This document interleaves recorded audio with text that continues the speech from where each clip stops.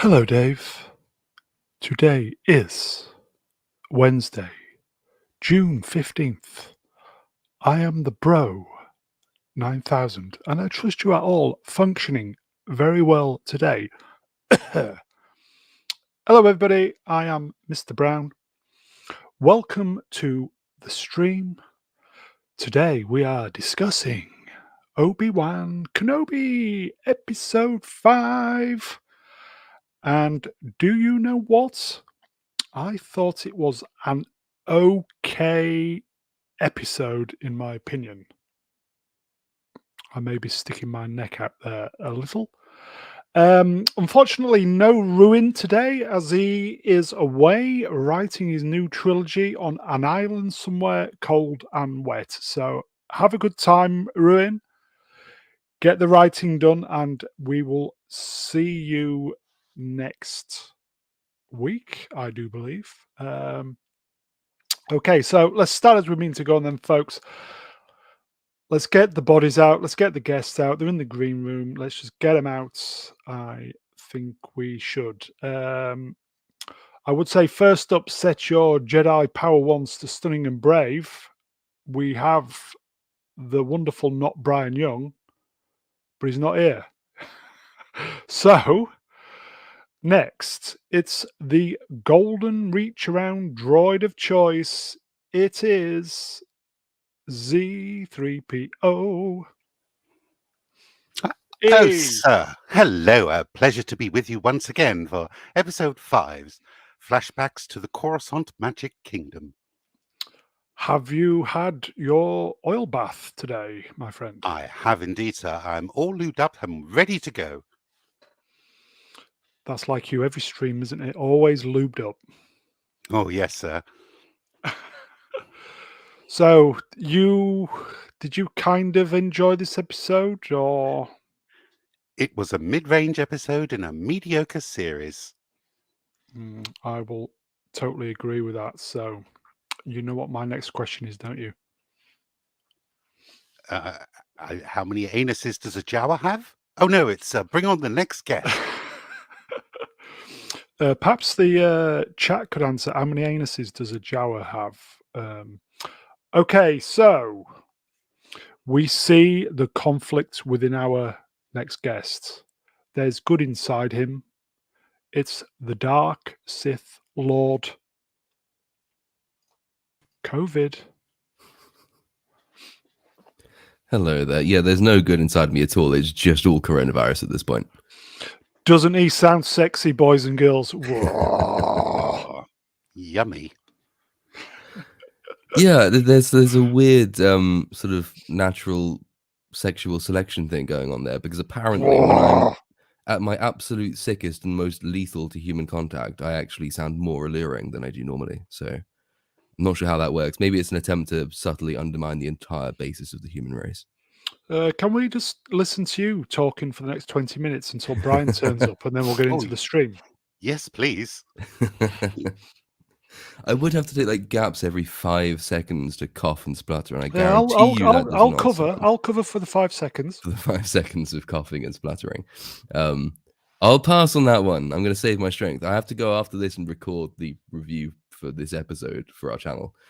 So if I have a voice left at the end of this evening, it'll be interesting. We'll see what happens. Look at this. Jonathan says, hello, Jonathan. Oh, yeah. Chord, you sound rough, brother. Well, apparently some people like it rough. I know I do. Right, okay. So we are expecting Brian to turn up in about 20 minutes. So shall we just kind of bat through it? Yes, we will bear his pain. Well, it could be worse. Okay, so episode 71, Star Wars Obi-Wan Kenobi, episode 5, discussion. The smallest font in the world. Free eye test, everybody. Mr. Brown Alliance, please like, share, subscribe. See, one of the things about coronavirus is that it does slightly fuck with your vision. I could barely read that before, and now you can read it now. I can't read it at all. It's just please cry something and bollocks, I think. Yeah. Mr. Brown Alliance, please send me your money and your fit women. And your fit women. Women, preferably. Okay, so Obi-Wan Kenobi. Shall we just do the initial thoughts, and then we'll get through the slides, push through the slides. So, go on, Z. Go first. What do you reckon? It was okay. I can't really say any more than that. It's okay. It doesn't. Yeah. Noticed a lot more on the second watch. It's still bad, but it's the best bad episode so far. There were some nice moments. No, there really weren't. Okay, there were some really. I thought there was a lot of crap moments in this. Would you think so, Z? There are many, many, many crap moments in this. I have 2 pages of notes. Shit. Well, I will say the mighty Melvin Deeply sent me about fucking 75 pages of questions. So you're in good company, my friend. Moving on. So, Lord, your thoughts? I can't quite match 75. My review script is 12 pages. And I think so. So there are 1 or 2 moments in this which, as he said, they're not terrible. I think there were 1 or 2 moments in it that almost rise to the level of okay, which is a marked improvement on every episode coming up to this point. A lot of the problems with this episode are not born of this episode. They're born of the preceding episodes. Some of the major plot twist or the major character related plot twist, which we'll come on to, could have been a really good idea had they not completely undermined it in the last 3 episodes. But we'll come on to that. But that's an example of the major problems with this episode sort of being in the setup from the previous ones, as opposed to problems innate to this episode itself.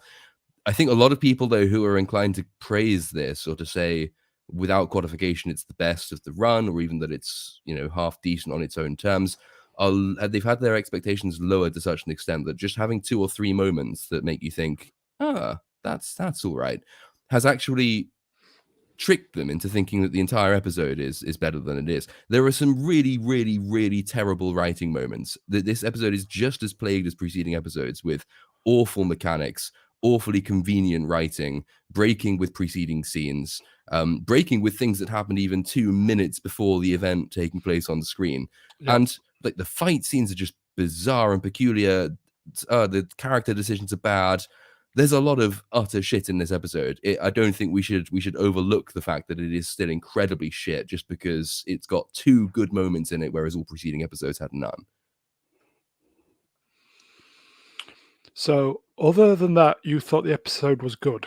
It would have been better, and Bigot Moore in chat asks if Wok guy was in this episode, Inquisitor Wok. He wasn't in it, wasn't he? He wasn't in it. That would have made it. That would have made it a much better episode if he was, but he wasn't. So he's our favorite adopted character, isn't he? Ivan, kind of. the mad vandal. Wayne. Is it Wayne or Wade? Don't remember his name. Who dies in the last episode after 2 seconds of screen time. He's my favorite character. I think we should make a shrine to Wayne. But we do get to see some younglings in some youngling hats, which are very Wok-like as well. This is true. They were more like salad bowls, I thought. Yeah, and then they do get sort of sliced apart, which is Franco, no Inquisitor stir fry. No, he's not in it. No, he's not, which is a shame. But yeah, no, it's not a good episode. There were kind of a few little moments which I thought were okay.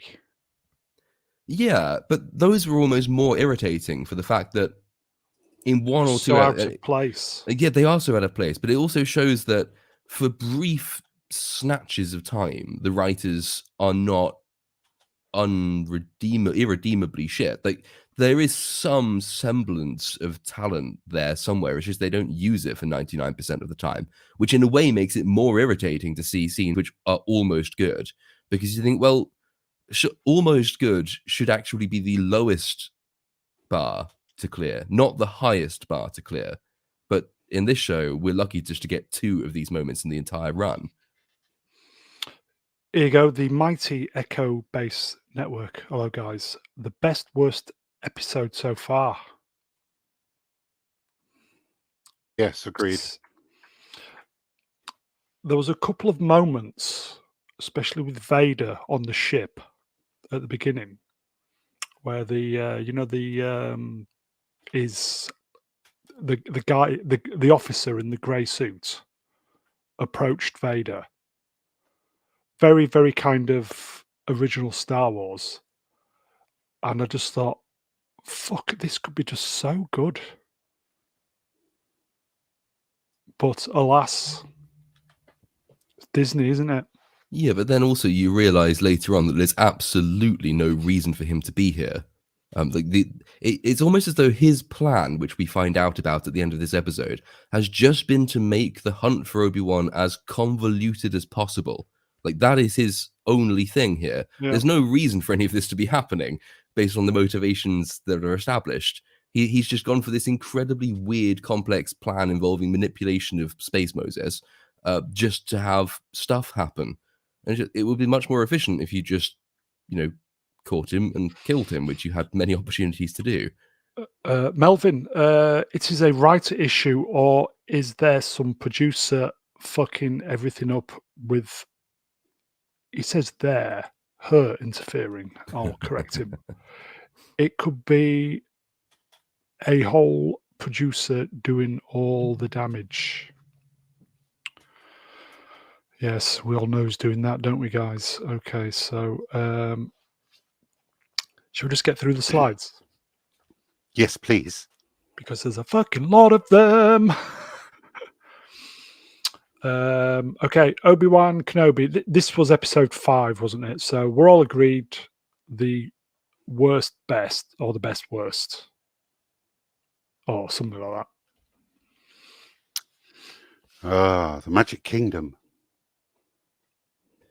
Yeah, did you all notice the Yes. subtle Mickey Mouse head shapes that are included on Coruscant looking Coruscant? I will say thank you, Star Wars girl, for pointing those out. I actually had to be told that this was Coruscant because it doesn't look very much like it. No. I mean, it's got a couple of tall skyscrapers, but I mean, Coruscant is basically a city in the sky. This is like what I imagine California will look like in 30 years. All right, so it's kind of like a tidy Blade Runner. Yeah. Except all of those are slums. So California in 30 years. With people shitting in your car and robbing shops and stuff like that, you mean? And just walking into Macy's and just taking everything they want. Moving on.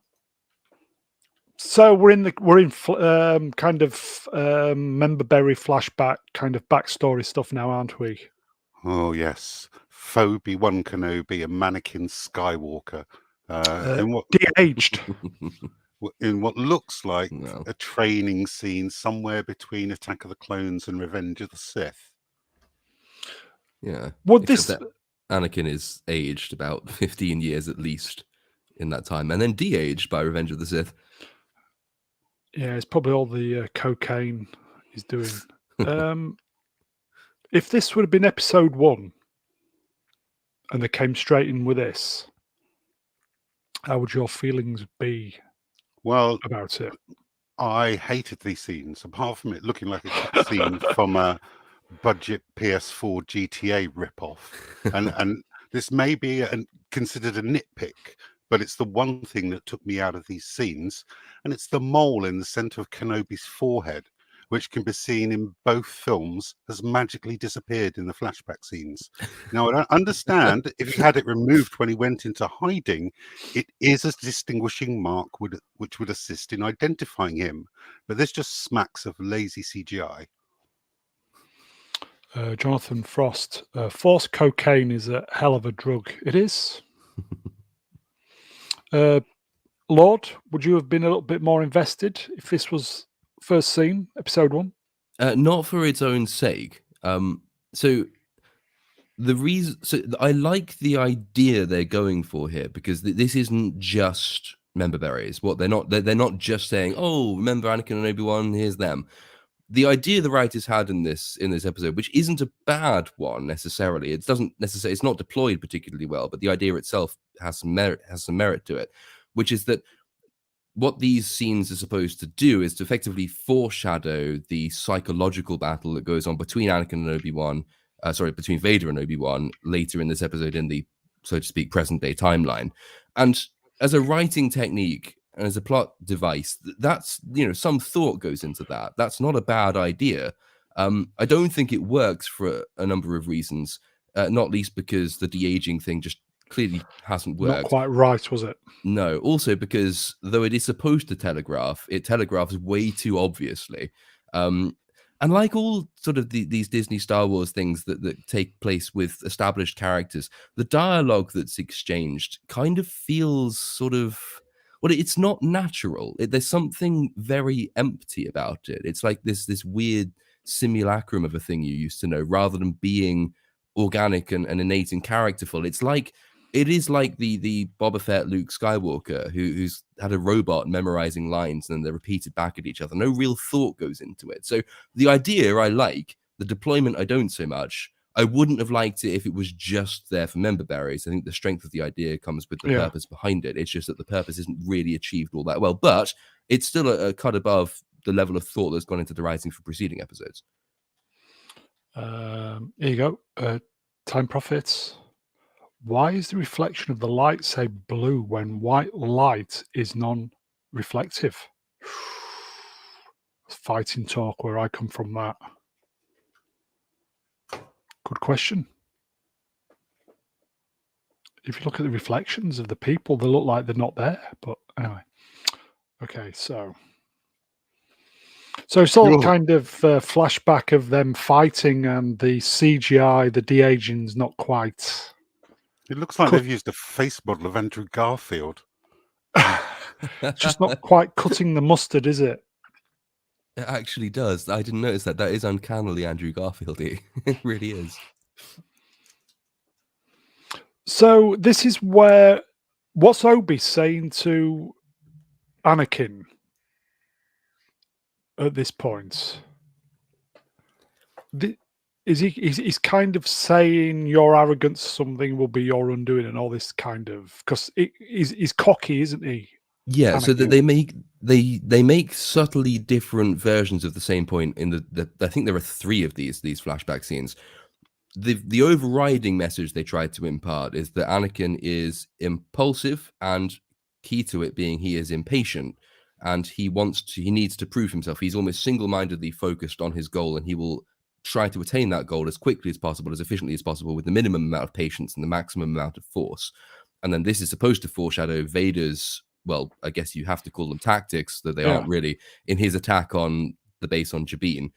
So that's the overarching thing. There are subtly different points being made. I don't recall which of the points is made in each of the 3 flashbacks, though. So I don't remember. I think this is the build-up to his impatience, as opposed to the subsequent one of his need to prove himself being his ultimate sort of failing. The last one is, of course, that there are other ways to fight, which presages Obi-Wan's semi-surrender. But it's the patience point I think they're making in this scene. Time Prophet, Anakin became Darth Vader to cover up that awful hair. Brutal. Okay, so this is the flashback. Now we go to the ship. And this is the part that I actually liked. The Star Destroyer is parked, isn't it, somewhere? So the officer, which again I quite liked, feels like original Star Wars. And then, so what's she saying now to Darth Vader? She's saying to him, "It really irritates me that you don't have tinted lenses in your helmet. Aren't they supposed to be red?" Was this the moment where she's going to get presented with her Blue Peter badge? Yeah. Yes. But it's also the bit where, again, the setup of this entire episode sort of falls apart, because she says, we're approaching Jabin, I think it's called, now, and he says, you have done well, and knights her Grand Inquisitor for the spectacular achievement of offing the last Grand Inquisitor. But the only reason, so bear in mind that the preceding episodes, she has captured Obi-Wan and then implausibly let him escape, I think 3 times, certainly 2, possibly 3, including the one on Fortress Inquisitorius. And the only reason you could conceive of Vader forgiving her in the previous episode is because she has, in letting Obi-Wan escape, discovered the location of this Jedi smuggling route, therefore bagging a much bigger prize than simply Kenobi. That is the only reason he would have forgiven her for it, because if he were single-mindedly focused on finding Obi-Wan at the expense of this smuggling route, then her letting Obi-Wan escape would have led him to kill her. Except that in this scene, he explicitly states that he's not interested in the smuggling route, he's only interested in Kenobi, thereby undermining his own actions in the previous episode where he let her live for not keeping hold of Kenobi. So again, when I said earlier, a lot of the problems in this episode stem from the writing in preceding episodes, that's a classic example. The setup for this episode makes absolutely zero sense because of what came before. We just sort of have to go along with it because, hey, it's Darth Vader, he looks cool, so let's just have that. Bidget, does she say to Vader, your voice is cultural appropriation? Probably I don't know. not. I'd like to know why it's necessary for the Grand Inquisitor to have a badge. Well, it makes you feel special, though, doesn't it? It's like you're the bestest. Gold Ever. star. It's like the hand of the king in Game of Thrones. Okay, so we're going to this is Obi and his ship, isn't it? Going to the planet. I do believe. Yes, they arrive on Jabin in this scene. Yeah, because I've not actually sat down. I've watched it, but I was taking stills as I was watching it, so I've not kind of just sat down and just watched it from start to finish. So you have to help me out here, boys. Sure. So the big cargo thing has landed. They've all made it. Yeah, and so they arrive, and Obi-Wan says to, what did we call him last time? Was it Ice T as opposed to Ice Cube? I think we called him Ice T, so we'll stick with that. Yes, his son, isn't it? It is. So Obi-Wan says to Ice T, we need to get off the planet. And Ice T says, well, there's like thousands of people here and they've been waiting for months. And so we can't get you off until we've got all of them off. So Obi-Wan says, cool, I'll help you with that. But again, kind of questions about this setup. Obi-Wan's goal is to get Leia back to Alderaan as quickly as possible without being detected. There's actually no reason for him to have come to this planet. I mean, bear in mind, we saw him get on a random freighter to leave Tatooine. We saw him jump on a random cargo ship to leave whatever planet it was they were on in episode 2. Star Wars doesn't have any shortage of random ships. And if you have reason to suspect, as you do, because of what happened in the last episode, that maybe the Empire knows about this smuggling route, you wouldn't actually go to this central hub and then wait for transport off it. Why not just get to a random planet and find just a random 2-seater ship, nick that, fly off to Alderaan, and you're fine? Why did they actually need to come here and to be here? Surely this actually makes it more likely that Yeah, they could have gone anywhere, yeah. Literally anywhere in the galaxy. Well, of course, to add peril and a mandatory Star Wars countdown timer. They only have a few hours.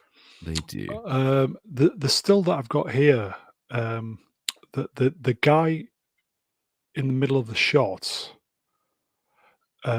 is one and only thing he had to do was close his eyes in relief that Princess Leia was safe. And it just kind of amused me. Yeah, I mean, I also wasn't sure. Why do all these people know about Leia? I never really understood that. I mean, why is she big news in this place? Well, I imagine that as soon as they left, Ice-T went, that was a real princess. And they just all waited for her to get back. Probably okay. So Oh, there she they're all is. disembarking. She had a very strange, uninterested look on her face as well, I thought. Yeah, but hey, we get the reunion with the loader droid, so that's fun. Yeah, so There's something very suspicious about this relationship. She likes that droid in the way that Lando likes droids. I will I never. thought that. The way Yeah. that Uncle Owen likes droids. So you picked up on that straight away, didn't you? Oh, I'm so immediately, glad sir. that Solo added this into the Star Wars universe. Now you have to suspect sexual relations with droids because hey, it's canon. It's in Solo. Yeah. Who's this guy? That's the Chancellor, the Jedi, Yeah, isn't it? that's Harger from the first couple of episodes. Because he just He's says, now, "What are you doing here?" yeah, he's on the Empire's wanted list because Reva didn't fucking kill him.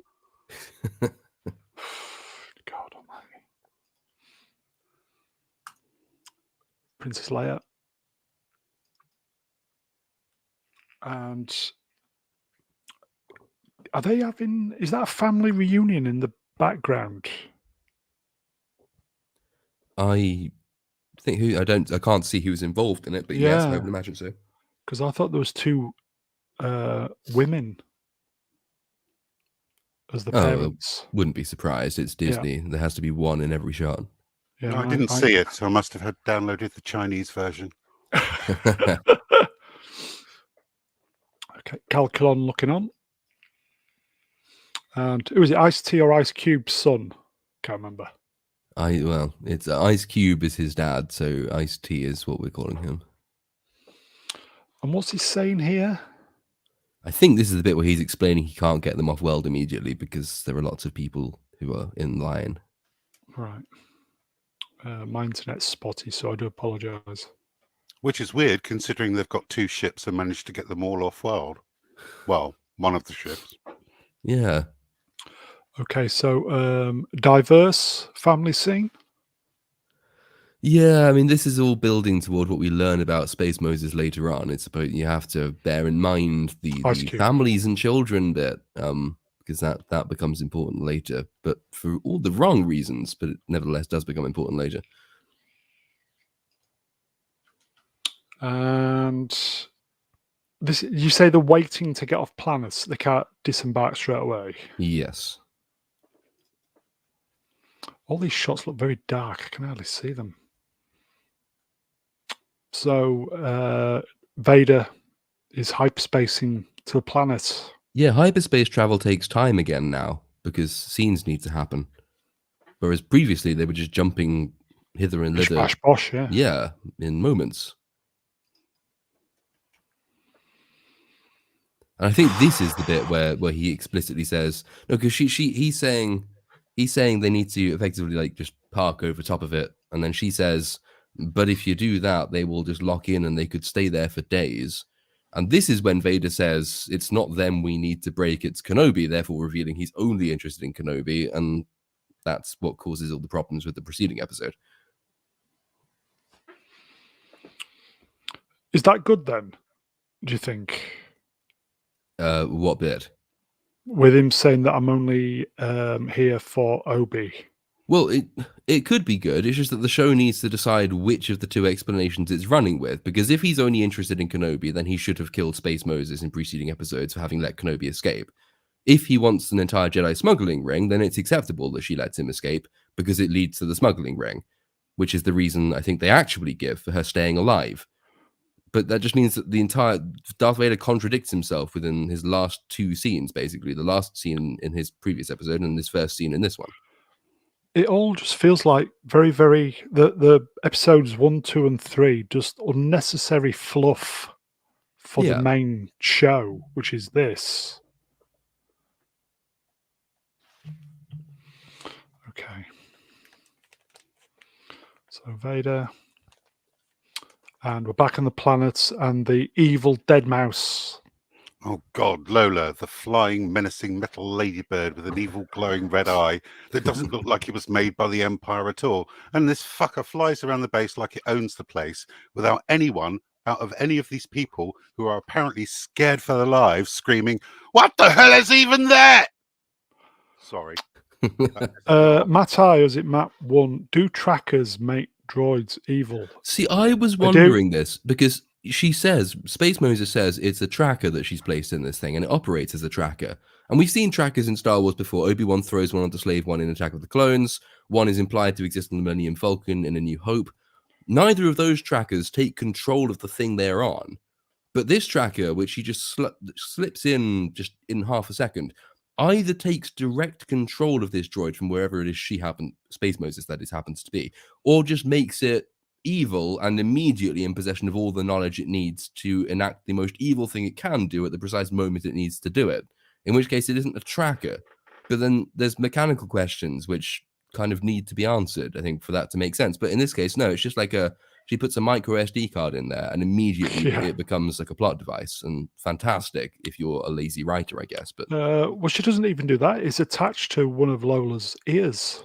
Yeah, because it's not even like a USB port. It's just a thing she sticks in its ear. It actually looks like 3 Earth magnets. Question for the panel and the chat. How does Lola open a big cast iron metal fucking door and then close it after her? Is it some like force kind of tracker or tractor beam technology? It's fantastic technology. Flew up to that height, opened that door, and no Closed it. fucker saw it at all.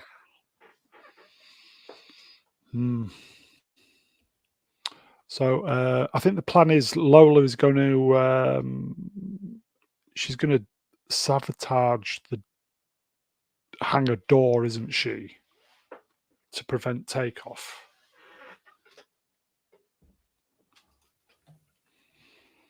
Don't all shout at once. That is the plan, yes. So what's happening here then? Because I'm losing the will to live with this. Mandatory Star Wars countdown timer drops down to 1 hour. We've got 1 hour. Open the bloody roof. This was on last week, wasn't it? This kind of Fred Perry logo. This is the wall where the super secret smuggling operation allows the people it's smuggling just to graffiti "I was here 2022" and leave a massive paper trail wherever they happen to be in the galaxy. All right, yeah. So going back to what you said, we're actually back on the same planet we escaped from. No. It's just the same thing is happening on this one. So they leave this. So this planet they've just escaped from has the little warehouse where they all scratch their names in the wall, which is a really fucking stupid thing to do. Yeah. And then they do the same thing here as well. So we're led to suspect that every little facility they have in every planet has the equivalent of Anne Frank just daubing her name on the wall. Yes, just in case the Empire needed any evidence that there were, in fact, rebels or Jedi here. Yeah. Like, just not a good idea, basically. Ivan the Mad Vandal, small droids can't melt steel beams. Well, they can in this episode, mate. So are you saying small droids were not responsible for 9/11? Is that what we're going for?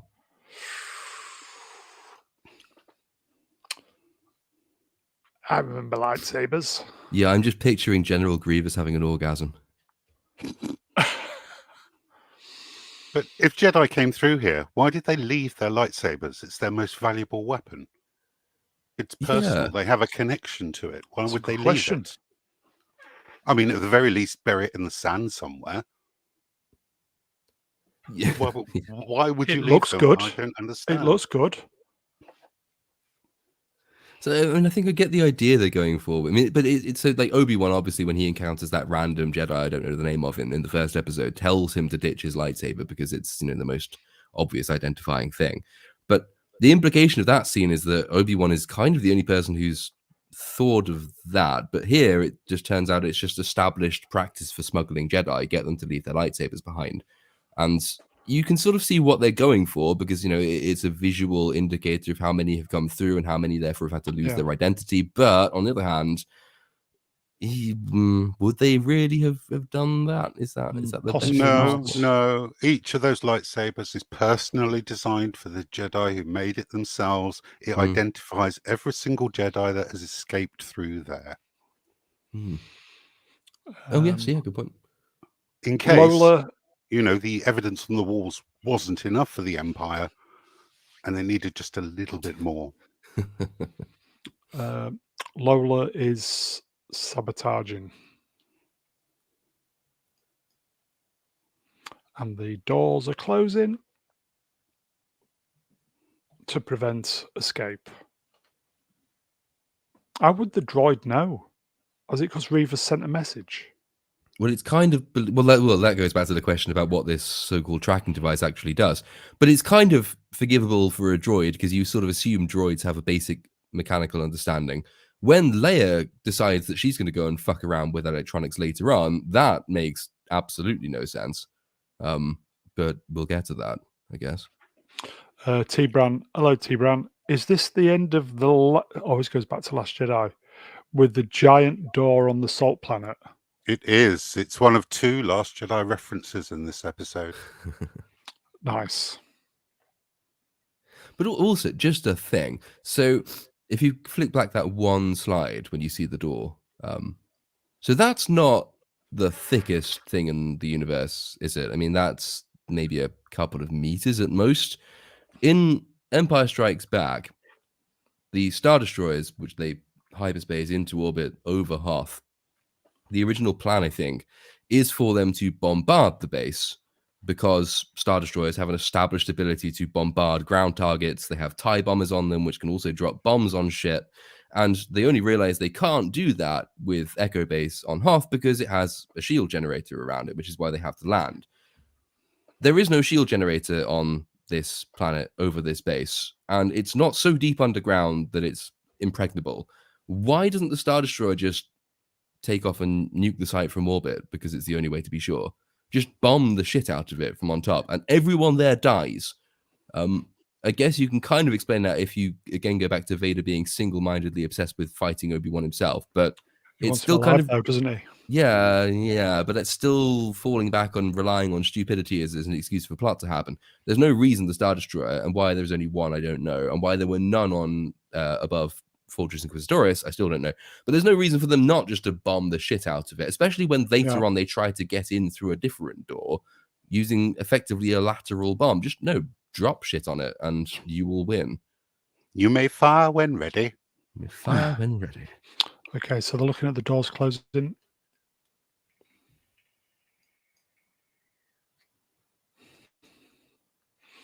Flashback. He's got the kind of BG. He looks exactly like his action figure. That's not a compliment.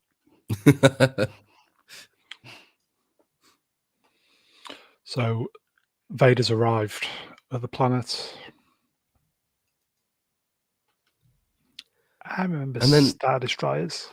So remember like old Star Destroyers when they were made of model and they looked really cool? This looks awful. And consistently throughout this show, the effects have looked pretty damn awful. I think Industrial Light and Magic are involved in this, but I mean, there's no detail on that. It's just matte colors and blank textures. It looks shit. There's no excuse for it looking shit when I think the budget's like $25 million an episode. It would have been cheaper and looked better to use the original model. Why didn't they do that? And then they want to go and launch a ground offensive against this entrenched base.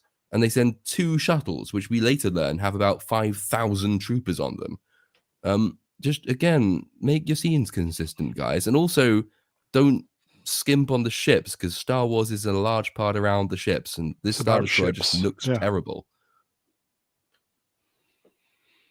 Right, okay. So they're having a meeting again, another meeting. Everything's so dark. Oh yes, this is where it's dropped down to 1 hour, isn't it? They've got. Oh right, the building tension. Yeah. Yeah, he gives his speech saying they're better trained than us. There's more of them than us. They're better equipped than us. If we fight them, we will lose, but we don't have to fight them. And then later they fight them and don't lose. But the plan's slightly peculiar because he says the plan is to essentially lock every other exit and entrance to this base, implying that there are loads of ways in and out, which kind of asks the question, why don't they just all run away right now, and disappear into whatever passes for the undergrowth and the countryside of this planet, and just disappear and wait to be picked up later. But no, they are voluntarily closing themselves in. So nice alien. Iced tea or ice cube? I can't remember. Iced tea. So what are they saying here? Is this where they're going on about the hour again? We've got to open the big door things, hang on roof. We just happen to need someone who's the size of a brave 10-year-old girl who's just happened to have read Zen and the Art of Hanger Roof Maintenance. Ice cub. Cheers, Melvin. So the forces are going to the planet, and I think this is the moment where it's Q. Is it Q for a montage of welding shut all the doors and stuff? Yeah, it's fair enough. The A-Team theme would have worked here, wouldn't it? Yeah, you can't beat a fucking montage. Even Rocky had a montage.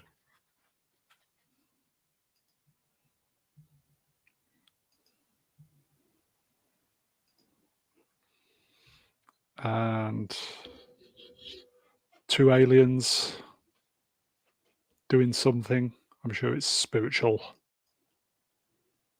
Welding the door.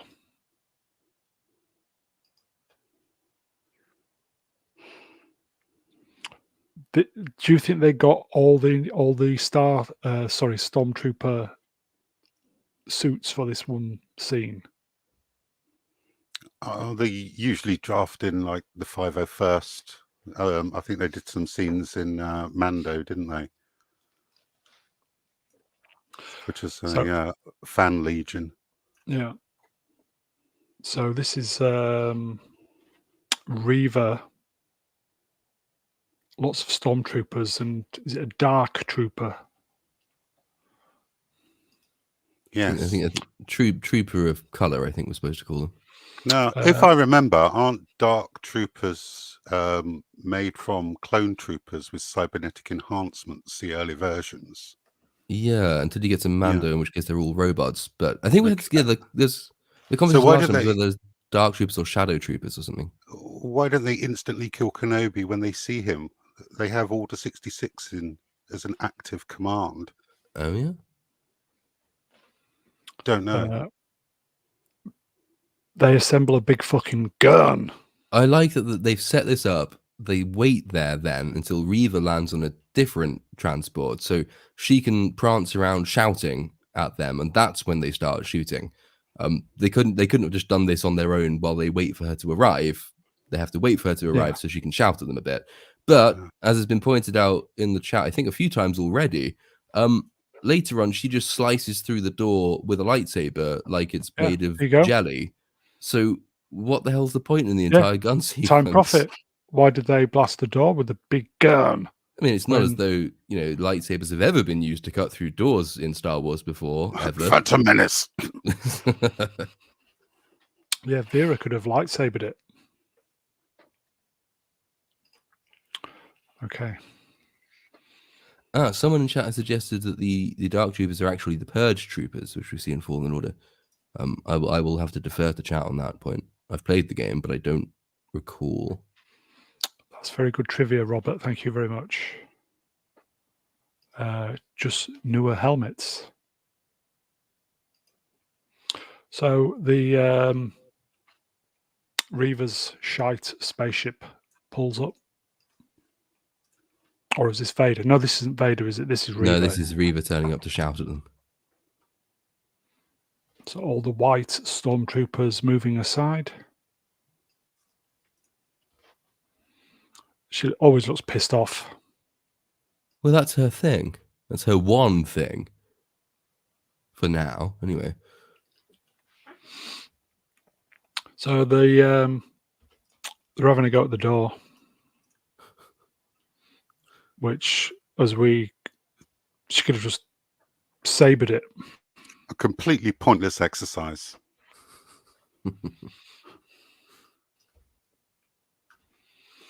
This is where he tells Leah to do the sort the gate out, the electronics or something, isn't it? Yes and no. So obviously, no one tells baby Leia what to do because she's Leia and she already knows everything. So Obi they were trusts having her. the argument. Apparently, the argument is they need to go into the vents and figure out what's going on, and then have an argument because they're all too big and too tall. So Leia then hops down off a little stool and says, "I can do it," because she's a Yes, master's I'm in degree in engineering. electronics. Yes, of course. There you go. Matt, Because of Matt, how is it? course Matt she won. fucking does. Yeah, I didn't know 10-year-olds could do electrical engineering. Girl power. No, She did it in primary school. What are you talking about? and yet, by the time of Return of the Jedi, when electronic skills and door opening skills specifically could be incredibly useful, she's forgotten all of this. Good point. Is this where Ice Cub says she's only a kid? And then Obi goes, I trust I her. trust her. You trust her. Yes! A girl who's I've- tried to run away from him from half of the series so far. I felt so empowered at that point. So stunning and brave. Yes. Then his cell phone goes off. This irritates me a lot. Could you After quantify a lot? Of course. Why does Obi-Wan keep the message hologram from Bail Organa? He knows the contents of the message. There's no need to do anything other than destroy it because Bail Organa confesses everything. But don't worry, this bullshit device will come in handy later. Yes, we need it for later. But it goes deep, like before then as well. So I think I mentioned this in the preceding episode when we did the live stream on that, and I know I did it in my video on it, which is that, I mean, Reva already knows that Bail Organa is in contact with Obi-Wan Kenobi and conspiring with him, which basically means Bail Organa should already be dead or at least in prison. This is just further evidence for a crime that they didn't bother prosecuting when they should have done in the preceding episode. But it also is peculiar because here, Bail Organa tells Obi-Wan that if Vader has discovered the children and knows about the children, then he will have to go to Tatooine to get Luke off planet and hide him again. Obi-Wan, in episode 2, did not know that Vader was alive. But Bail Organa, with whom he is close mates and in regular contact, did know these things. He's also, I think in canon, he's supposed to be in regular contact with Ahsoka Tano as well. But the most important thing is that Bail Organa knows all about Vader and that Vader is Anakin and that both are still alive. And he presents the information to Obi-Wan here as though Obi-Wan always knew this, but 2 episodes ago he didn't. Like, would you not have told Obi-Wan this incredibly important piece of information? But apparently no. I certainly would have doxed Luke. Leah is going up the ladder. And she's fucking about in all the Ethernet cables. She's great, isn't she? She's great. Pokes around in there for exactly as long as the plot needs to string the scenes out. She's not even got a multimeter. I think it's almost forgivable if someone's shouting advice up to her and telling her what to do and what to look for frequently, because you can kind of make the scene work in that context, but no one gives her any advice. I think there's one line at some point of a guy saying, no, it's a red breaker you're looking for or something. But everything else she's doing completely unguided. It's a simple scene to fix. You just have someone guiding her through it, but they don't do simple fixes. They just want Leia to be amazing at everything. This is where it's Jimmy. What's his name? Jimmy Schmitz. Could see Jimmy back. And what's he saying to Obi? Or is this just a recording? Yeah, this is the recording of him saying, if Vader has discovered the children, I'm going to Tatooine to rescue Luke. That's the one. Right. He's going, there's 2 children, and the other one's on Tatooine, and his name is Luke. Oh, God. Well, let's pile through these. And then this is where our favourite does a bit of a human backstory with why she decided to go to the Resistance. Is that correct? Yes, it's Tala's story. No, I was thinking that. Good actress, though. Yes, She very sold good me. actress. She sold Yeah. me. While I was doing the stills, I believed it. And then this was the... I thought you were going to say I was totally doing something else, but we won't go there. If that's ships, that's impressive. If it's people, not so much. So these on the holster or the gun is it something people who died or permanent reminders of something that happened? I think it's every everyone person should she help. gets out, isn't Oh, it? right, okay. Which I think is about 8. She's really crap at this.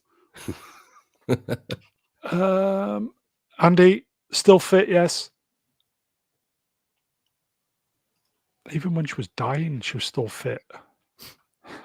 Even after the thermal detonator had just plastered her bits against the wall. Oh, even better.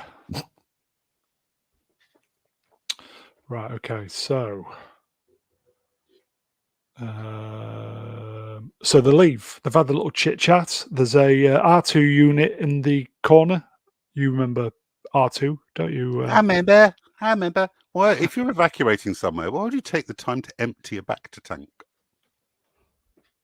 Oh, is that what it is? Well, yes, that's the one he was in the last episode. All right, okay. So they've drained it. Yes. Oh, Leave the it nice attention and to clean. detail. New owners will Yeah, appreciate that attention to immensely. detail, folks. Yeah, it's like descaling a shower head. Yeah. Okay, so this is where it starts all kicking off now. I think there's quite a few flashing light slides. So if you like lots of flashing colours and stuff, you'll be okay for the next few minutes. I think there's a scene between now and then, isn't there? Because they're about to blow through the door, which I think is what we're seeing here. And then Obi-Wan realizes they're about to blow through the door. And then he said, and everyone's sort of mustering, prepared to defend the entrance. And then Obi-Wan says, "Tell the Inquisitor I want to talk."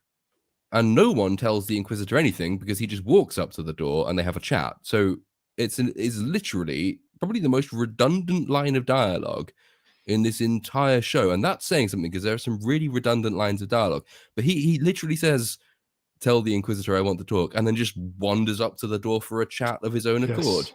Why bother saying that? See, Andy gets it. When she exploded, there's more of her to go around. Yeah. Thank you, Andy. So he's going up to the door to stall for time or trying. He's stalling for time, isn't he? And then No. it's...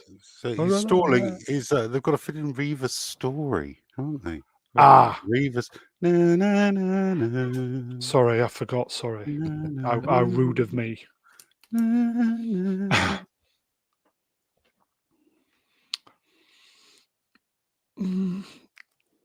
She's not very...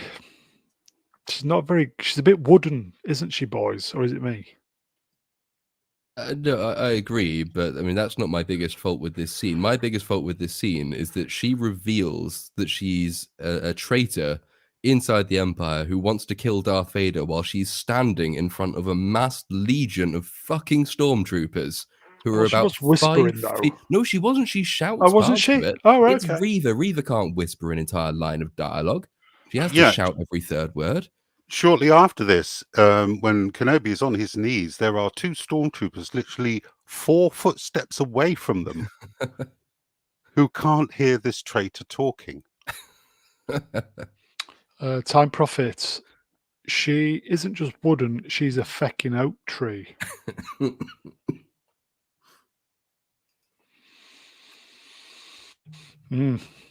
That's the sound of COVID, boys and girls. Yes, apologies.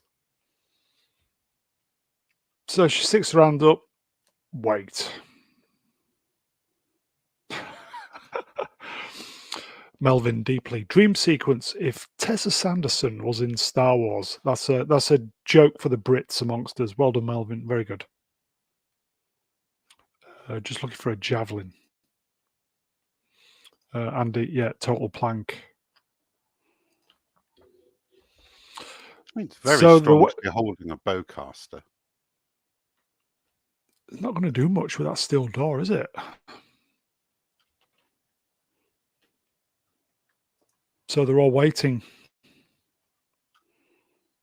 I remember droid units. Reva's coming. She's a coming.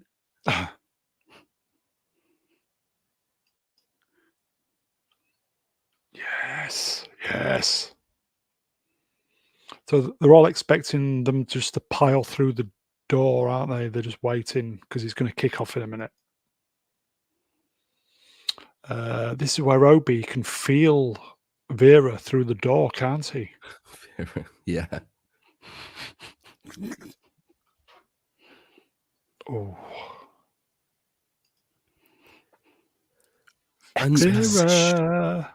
so this is simultaneously the best and the worst part of the episode, in my opinion, because what they do with Space Moses with Vera's character, it would be a really, really good move. And it's the first time, bearing in mind we're in the penultimate episode of this show, and it's the first time we get any character development at all from her, even though she's basically the star of the show. And the conversation they have is when Obi-Wan realizes, or reasons, that she was a youngling on Coruscant in the Jedi Temple during Order 66, and we get a flashback. I don't know if you got the shot in one of the slides. We have. You have the flashback to Anakin walking through the door, cutting down some younglings, and that's that. All of that's great backstory, adds to it, and then she says, she is actually in there to kill Vader, not to help Vader, and again, I like this as an idea. The problem is, and it's a pretty big fucking problem, is that they haven't trailed this in any conceivable way in preceding episodes. Her driving motive is that she wants to stop Vader from capturing and killing more younglings like the family that she saw die on Coruscant. In the previous episode, we saw that she works in a fortress with pickled fucking younglings in the wall on display that she has been complicit in capturing and killing. You cannot have a motive and a result so in such juxtaposition and claim that that's character development. What you would need to have done in preceding episodes is to show her being ostensibly evil, but just hint at a kind of ambiguity or a subtlety to the way she reacts. But she's been gleefully evil all the way through. And it turns this from what could have been a really brilliant character twist into just a pure, flat-out contradiction, and therefore undermines what it's been striving for. Again, it's a problem this episode doesn't create for itself. It's a problem with preceding episodes. But it's still staggeringly bad writing to have that happen. If her goal is to stop the murder of younglings, she cannot go around happily murdering younglings in preceding episodes, or being implied to have done so. And she's probably been doing it for over 10 years. Yeah. With no problems at all. She's arguably the most evil and vicious and vindictive of the Inquisitors. And so the argument will be something like, well, fear leads to anger, anger leads to hate leads to the dark side. She's fallen to the dark side, this turns her into an evil person.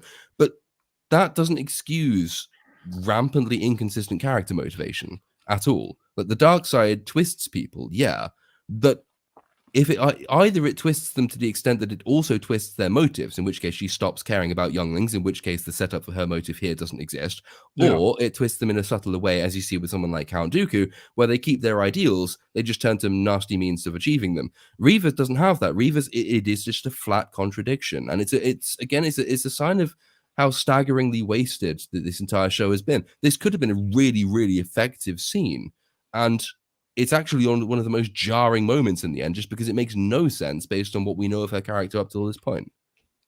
And she can't act. And also she can't act. Which doesn't help. No. And then there's that line, where were you while he was killing my friends? Bitch, he was on Utapau surviving Order 66 after offing Grievous. What do you expect him to do? She almost looked like she was shedding a tear. Well, she's supposed to be. She is supposed to be traumatized, and this is supposed to reveal her trauma and the emotion of her backstory. And, it's the most acting we've seen her do in the entire show. Yeah, I'd say that, yeah. If that's what you call it. Are we racists for saying it? I don't think so. I think... it wouldn't matter critical. if she was black, white, orange. Or sky blue, pink. It's a bad character delivering bad dialogue. Absolutely. It has absolutely nothing to do with race. There you go, folks. And the moment they give her any kind of moral or character complexity, as they do in this scene, Moses Ingram is automatically, she's not a great actor in the scene by any means, but she's infinitely better than she's been in preceding episodes, which Agreed. just again reveals that the reason she's been so shit so far is nothing to do with her as a person or really much to do with her as an actor. It is entirely to do with the material she's been given, which has been abysmal. Okay, so on slide 100, this is where we get like a little mini flashback of the youngling scene. Younglings, yes. Yeah. I love it when he offers younglings. This actually happened in a proper Star Wars kind of book story program. Is that correct? Which part are we talking about here? This part. Not sure. This particular bit. Is this canon, or have they just made this up for this No, it is series? now. Well, yeah, it is now. Right, I mean, him okay. killing younglings is all canon, and I imagine it's in keeping. What's it with called? Order. What is it? Order 66. Order 66. So that's a genuine thing in Star Wars? Because obviously I'm not a Star Wars fan like you guys. You've seen Revenge of the Sith, right? It is the pivotal moment Once. in the Star Wars universe. It's the thing where all the Jedi get killed. There are literally dozens of scenes of this across all kinds of media. Oh, okay, right. From different people's perspectives. If you join them all together, it's actually quite terrifying what happened. It is a little bit. So she's having a flashback.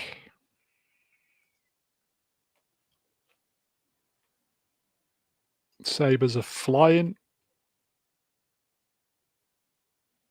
This is after, so she's cut through the door at this point. Or is this still inside the? Still in the flashback. This moment. Still flashback, yeah. Did somebody say these are actually genuine ones? These stormtroopers? No, these are five. This is the 501st Legion. No, these have all been CGI before, but these are actually genuine ones now, aren't they? Are they? For this, yeah, I think They're somebody still- said that on the first episode. I think. They're still fucking clones. Not Brian Young gets up to speed, Broom. For fuck's sake, I Star Wars ain't my bag. He says, "Get up to speed, Brian." We say, "Get on the stream, Brian." Yeah, Brian, if that is indeed your real name. Which it's not. Brian, like a cheap pair of braces, you've let us down. Melvin, 501st Clone Troopers Phase 2. I've never said I've got any, mate. Brown does. Hashtag Order 66 Gate. Your lack of knowledge betrays you. No knowledge, mate. Sorry. That's the flashback. That's where she sees him, isn't it? Yeah, and he sees her, and she explains that she survived by playing dead. But the Jedi can sense when people are alive. So why did he leave her then? Well, I don't know. I don't think the show does either. Where is mysterious yellow eyes? Yeah, that's why his eye is not yellow. Yeah, that's another one.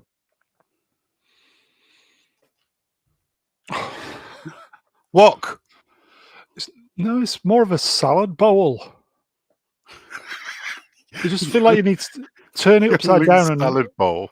Yeah, just whip up like a French dressing with a salad. Yeah, just an upturned colander. It's like when you play as being like an alien as a kid. I thought they only wore these because they had the visor shields in front of their eyes when Yoda's training them to deflect blaster bolts. But they've now just turned them into normal youngling attire, which is basically inviting them to be bullied by everyone else. Just walk away. Oh, fuck, here come the puns. Salad bowl. Yeah, I thought that was more of a salad bowl. You know, like kind of like one of these really kitsch 70s salad bowls. You wouldn't know, Lord. You're a little bit too young. Yeah. Also, I don't eat salad because I'm a guy. So she looks terrified. Didn't somebody called this first episode, didn't they? Yeah, I remember when we did the stream on it. Somebody Was it said somebody that, in the chat called it? I can't don't remember. No, I don't recall. Somebody definitely did though. Yeah, well done to somebody- whoever that person was. Yeah, somebody on the first stream we did called it, and I think it was the chat. If no one So- claims it by the end of this episode, We'll I'll have claim it. Yeah, Lord can have it because he's got the coof, so we'll give him it with. As I always say, my friend, you're welcome. Okay, so she's looking terrified. I think I would be, to be honest, seeing all my friends slaughtered down.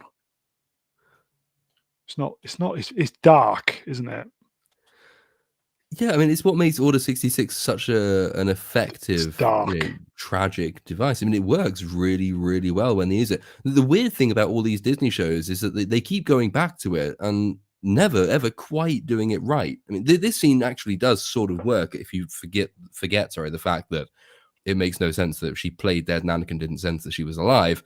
But this is probably the only time Disney have done an Order 66 callback that's actually imparted any sense of the terror of the thing. I mean, I praised Fallen Order in the past by contrast with this show, which is more important given how much this show is stolen from Fallen Order. Fallen Order does a better job of invoking Order 66 than this show has done, or indeed any other Disney Star Wars product has done. But it's such a pivotal moment. It's such a great piece of storytelling as well. It really encapsulates tragedy so effectively. It's a surprise that anyone could fail to make that impactful, but by and large, Disney has. So, who's this? I can't make. Somebody's asleep. Is it? Can't make it out. I think that's Reva playing dead. Oh yeah, that's no. after they've been slaughtered. Yeah, that's correct. Yes, Not it alive. is- yeah. It's the lack of the salad bowl that threw me a little bit.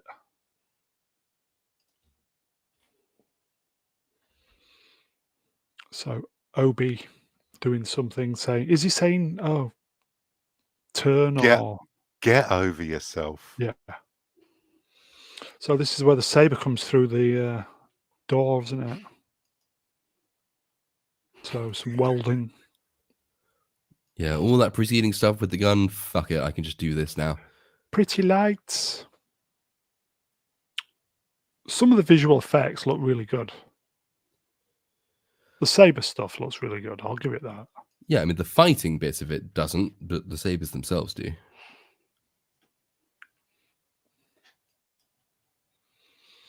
So this is where the battle commences. Lots of flashing stills here, boys and girls.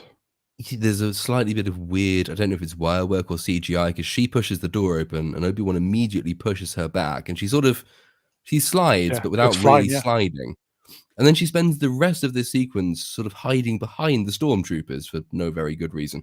The stormtroopers are all firing. Look, I'm at hundreds of them. They're all shooting inside. Half the people inside are not standing in cover. And from what I recall, because I was trying to count, not a single randomer of the good people dies. That the amount of plot armor extension in this scene is astonishing. Like, none of the good guys dies until the impactful characters later on. But all the blaster bolts you see flying into the building, and everyone's kind of fine. The stormtroopers, of course, get shot, but Well, there's this cannon fodder. particular scene, I don't know if you've seen the scene 38 extended version. There's a scene there where Obi-Wan force pushes Vader back that kind of distance. oh yes, yeah, I remember. Yeah, there's a lot of pushing in this episode. I remember. I remember pushing. Time Prophet asks a question. So, who is going to watch Vera, the series? It's coming. No. I think Lord will be watching it. 'Cause Well, I'll watch you it. get about 10,000 subs by just chucking a video out. I will watch it if it happens. If they announce that it's happening before this show has ended, and it's not a prequel, then effectively they've done what Star Trek did with Picard and just said, fuck it, the stakes in this show don't matter. We already know she's going to survive. If it's a prequel, that's something different. There is so much potential in her character. The great shame with Reva isn't that she's an innately shit character, is that there was potential there and they've just used none of it, which makes her a wasted character rather than a pointless one. Yeah. Andy is watching it. Melvin, will it have female nudity? No, because that would be objectifying via the male gaze, and you can't do that. It may have Christina Aguilera guest starring with a huge dildo, though. Yeah, but that wouldn't be like objectifying the female body, would it? That's totally fine.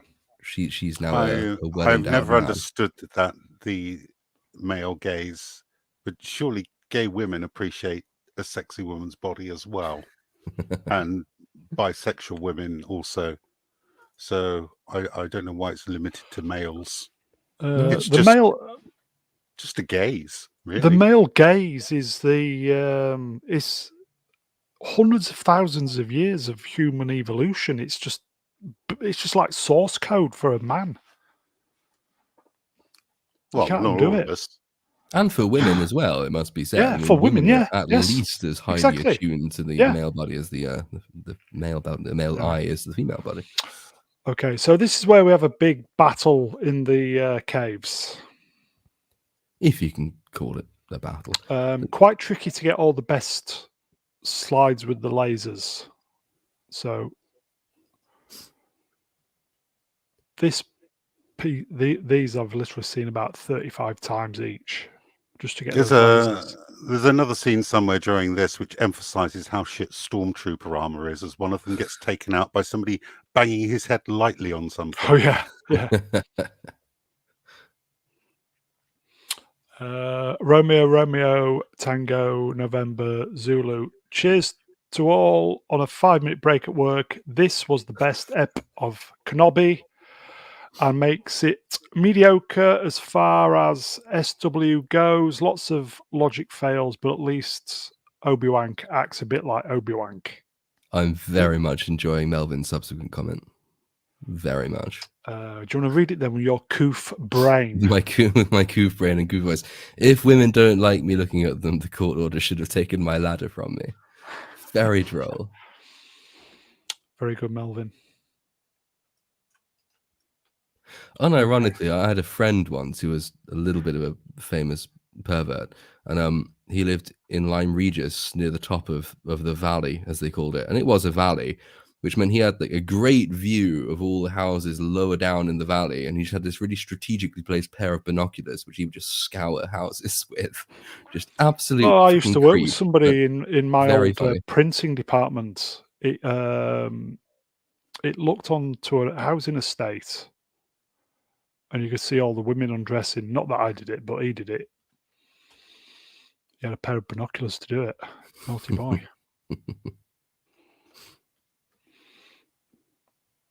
So lots of shiny, lighty, lasery things. Pew, Ooh, pew, look at that. Pew, pew, pew, pew, pew. Pew. Pew, pew, pew, pew. I'm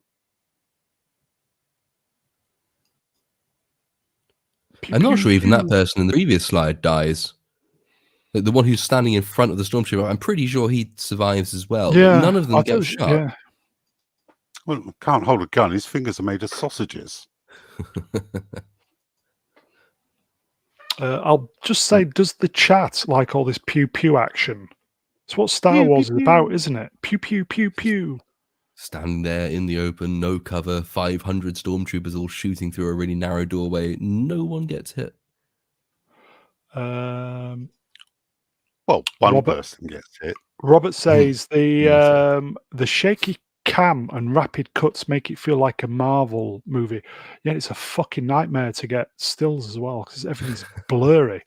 Bastards. Pew, pew, pew, pew, pew, pew, pew. Yes, here we go.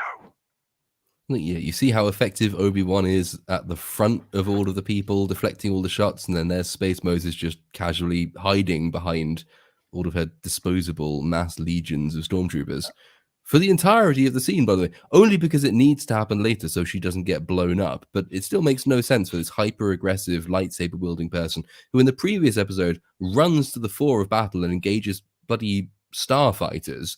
Here she just stand there, wait, watch, see what happens, hide. I think Melvin's having big problems this evening. Honestly, I'm struggling to accept this is Star Wars. I'll just throw this to the chat. Chat, is there anything that you enjoyed about this episode? Other than the end? This is where this guy drops his thing, isn't it? Because it's convenient. Or is it? Oh no, it comes a little bit later. Oh yeah, he's shouting up to her. Yeah. It's like, what the fuck are you doing up there, little girl? Because she's taking her time, isn't she? Fucking about with that Ethernet network. Time Prophet, he likes the credits. Ivan, the credits. I'm disappointed in chat. You did explicitly say other than the end. I kind of feel like the credits is a cop-out answer. Okay.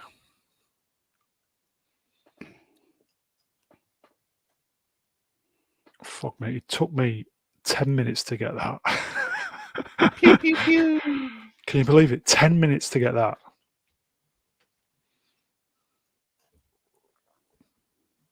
Yeah, I did like the droid. Oh no. Woman.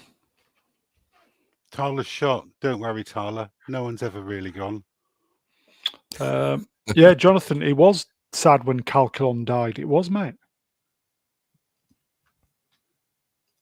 It was a good scene, to be fair, but yes. There you go, Andy. Look at that. Calculon lifts up a trooper. I do like that probably the most impactful death in this, so maybe joint most impactful death in the entire season, along with Ilaria Sand, is this droid that we've seen in one scene basically previously who can't speak, and nevertheless they do actually manage to evoke a considerable amount of sympathy for it. Yeah, but it does say something about all the other characters and how we've done nothing to build them up. Mute droid. I was also sad when K2SO died in Rogue One. Yes, exactly, which is where they got this scene from. Which speaks volumes about their ability to write human beings. Yeah. Andy, yeah, best actor. Agreed. I think maybe the fact the droid can't speak means we like it more because it can't say really stupid stuff, which everyone who can speak in this series does. No, absolutely not. Because in this next scene, it convinces me that she's a robosexual and committing the same heinous acts on that droid that Uncle Owen did to me. Once she turned his bloody voice box off, so he couldn't tell anyone. It's the equivalent of having his memory erased. Can't tell, won't tell. There actually is, in the first Knights of the Old Republic game, there is actually a side quest where there's a woman who wants you to go and find a droid that's run away from her. It's a protocol droid. And you eventually find it and you realize that it tells you basically explicitly that she's been abusing it by being way too familiar. And so the protocol droid has run away from her in a bid to get away. Canon. This was a good death for Calculon. A glorious death. Best supporting role.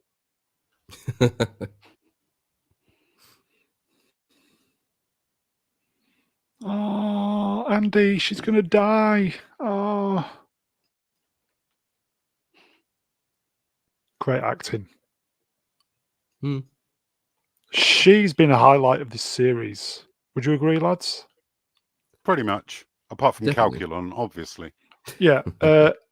Andy, has she been a highlight of the series? I think she's quality actress and considering the material, she's done a fine job. She actually probably has some of the better material in this show as well. Like her character actually has some vague sense of complexity and tragedy to the backstory. Like she is probably the best actor in it, or so she's giving the best performances. But I think her character has been. I mean, it's not well written by any means, but compared to everything else, it's well written. So she's sort of benefiting from a good character.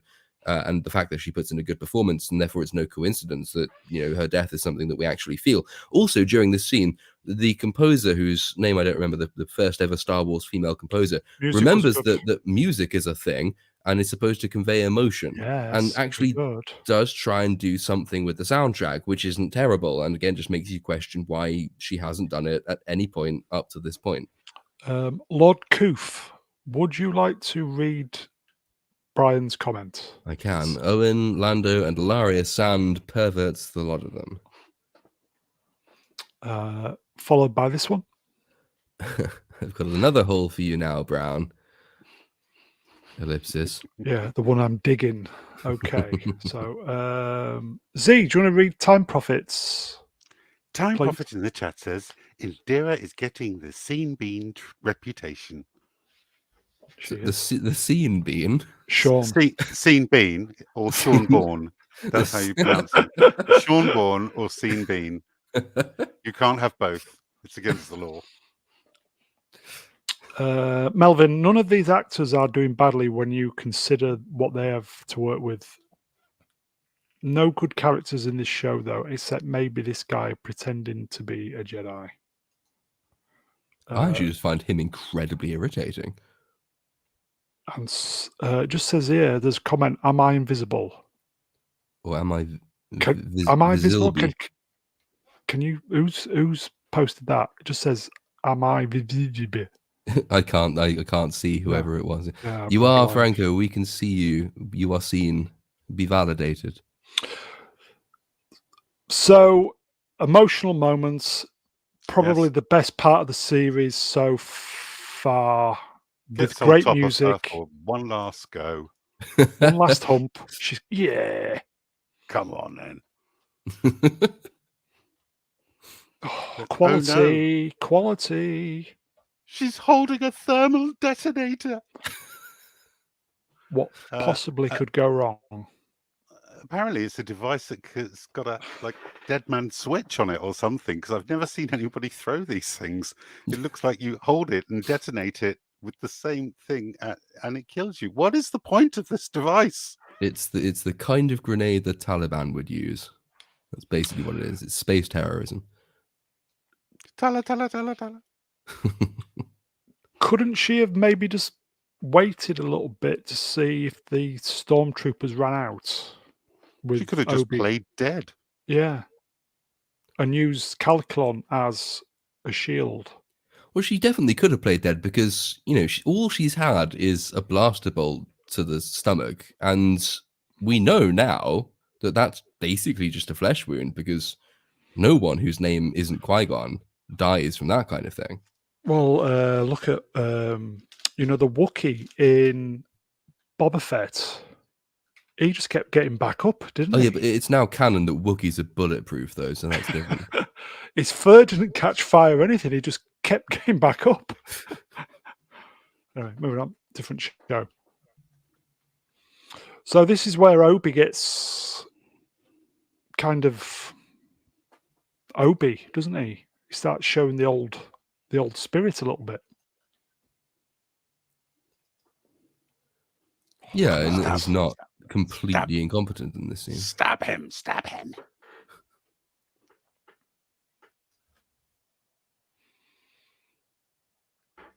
She knows she's going to die.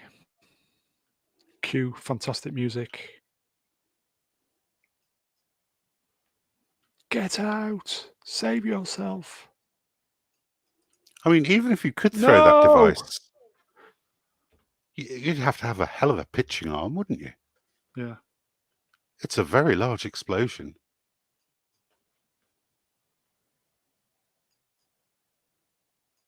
And you run the risk of it going off in your pocket. They're very easy to activate.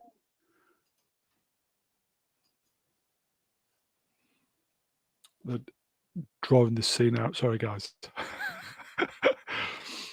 This shot was quite tricky to get the because obviously it's canon in Star Wars that if you blow the door controls, the doors automatically shut, don't they? Or open if that's what you need them to do. There's been the last 3 episodes. Episode 3, he shoots it to deactivate the laser gate. Episode 4, he deflects a blaster bolt to close the door. Episode 5, this one, she shoots it to close the door. But if the door is already closed and you shoot it, then it opens the door because it's basically binary. Vera's going, get out! And here we go. Why didn't she throw it at them? But again, it's been asked in chat a couple of times. So why have they not used more of these more often? It's a really useful thing if you're defending a tight entrance, non a sexual pun, to a I'm thing clip like that. to a base. Why it would have been not? High really, explosives are good. Yeah, really useful to throw a shitload of these out when they first blew the door. Yeah, I'll just say to the chat, could you clip that tight entrance part from Lord COVID a few seconds ago? Very good. Yes. Where's the flying meat? Flying meat. Well, they should all be covered in blood, shouldn't they? Really? Yeah. Bits of Tala. Melvin Deeply. Tessa Sanderson is hunting Fatima Whitbread.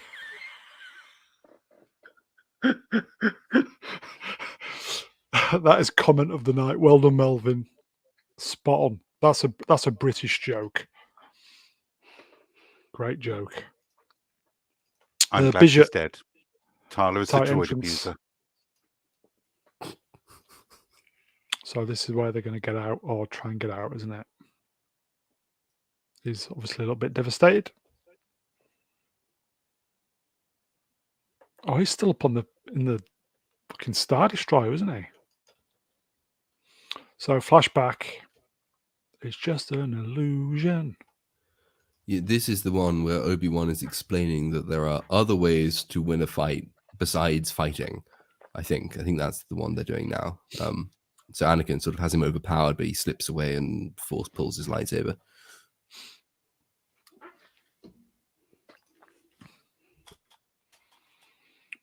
Very dodgy, de-aging. Yeah. Yeah, no, it really is. Like I vaguely remember Hayden Christensen being sort of kind of pretty at this point in the timeline, and there he does look like he's had it pretty hard. Yeah.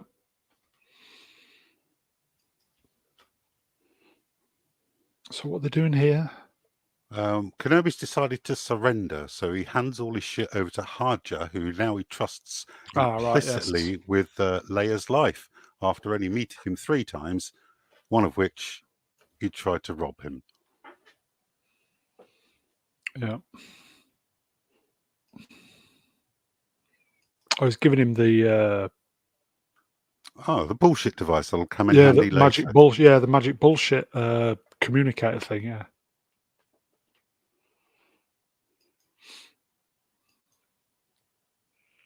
I surrender.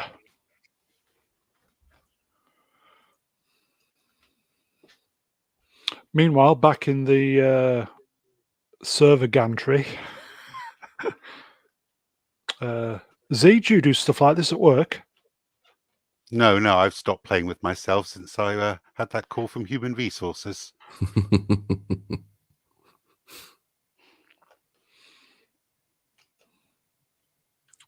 Yay! It's Lola. It is Lola. She's fantastic. I love Lola. Lola's amazing. She's the evil Empire merchandising opportunity that makes one of 12 exciting sounds from the TV series and requires 3 AAA batteries, not included. On the opening credits as well, they had, the kind of glowy robot type Star Wars. They have actually added Lola to it. Yes. Yeah. Lola by Volkswagen. Yeah. Oh, is that what it is? Yeah, actually, Volkswagen designed it. So they stole it off Deadmau5. I guess, yeah. I mean, I know our friend Matt Cat thinks that they might have nicked it from some 80s cartoon series, but it's the 80s, so I wouldn't know. But otherwise, they nicked it from Deadmau5. Have you heard of the 80s? I mean, I'm vaguely aware of the 80s. I know that they were a thing, like, Yeah. before I was born. Some good stuff came out of the 80s. Kate Bush, Ronald Reagan, AIDS, fun Gorbachev. stuff. Gorbachev. AIDS. Stream killer. Okay. Lair repairs it because of course she fucking does. Immediately just opens it. Oh, that's the thing. Pull it out and it's back and friendly again. Here you go. Mat high, mat 1, batteries not included. They never are. Andy, fucking great, the 80s. They were. I preferred the 90s, what I remember of it.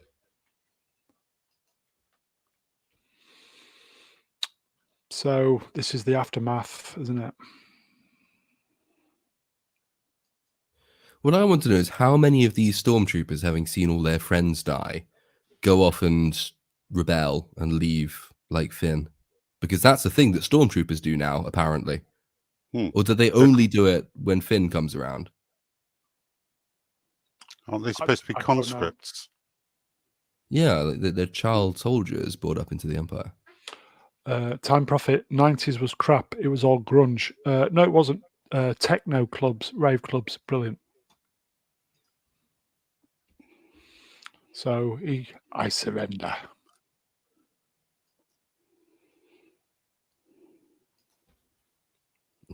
You should betray Darth Vader. I might betray Darth Vader. Stormtroopers standing next to them. Crickets. Andy Mouse and 1977 watching proper Star Wars. So let me just read you something from Wikipedia on Purge Troopers. Purge Troopers were programmed to obey Order 66, making them hostile against all Jedi.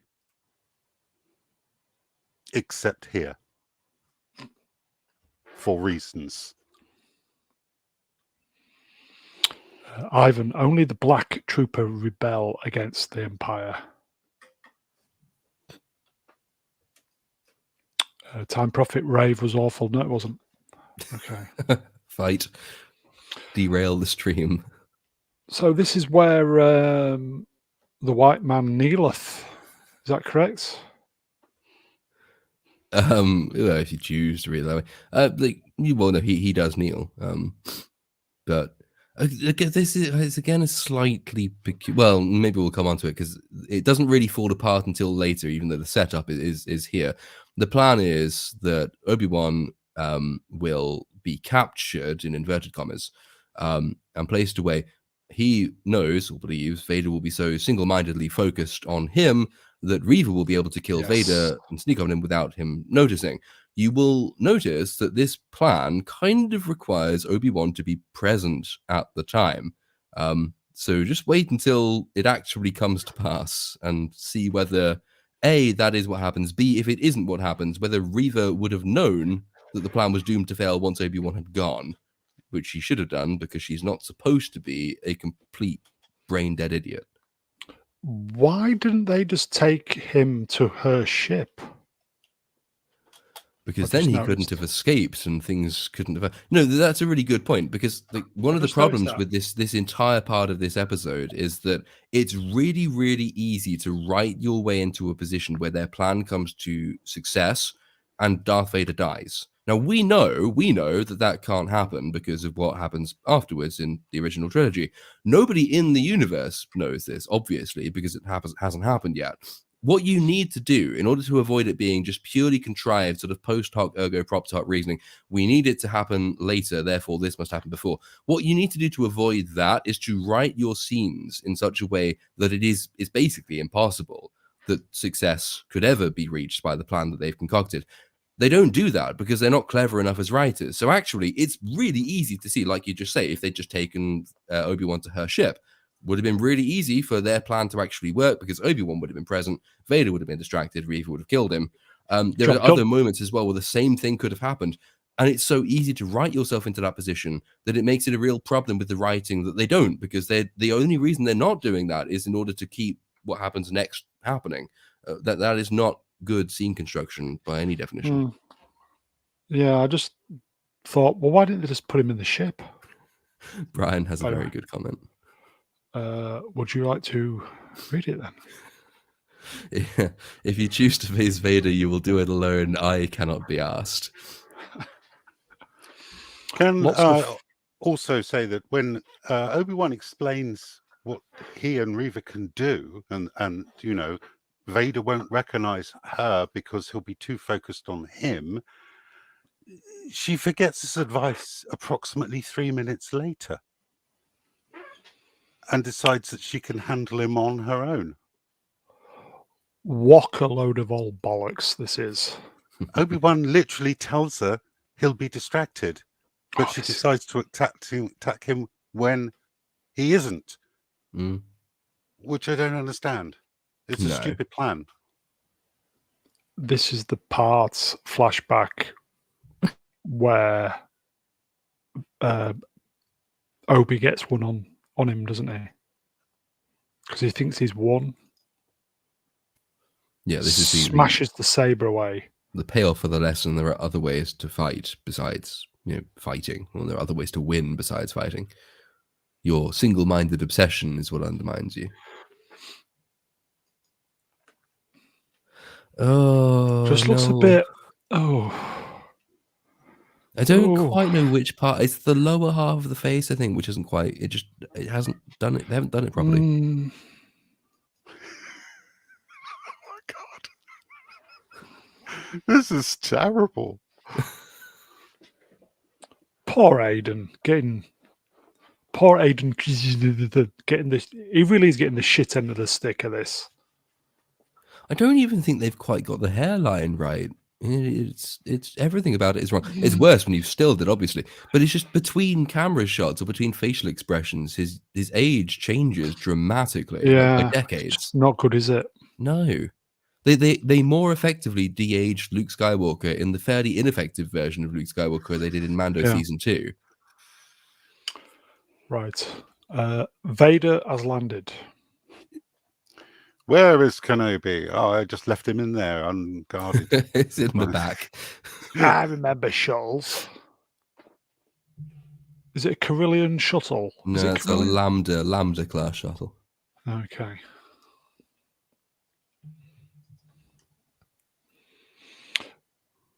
This is where Obi-Wan is escaping his nominal captors. I tried to get the laser blast, but it's just impossible, so I gave up after about 15 minutes. Well, technically, you shouldn't be able to. That's just shadow, isn't it? And I don't think laser casts a shadow because it's made of light, so there shouldn't be a laser. There's like a red flash of it going off. I tried to get it, but I just could not get it.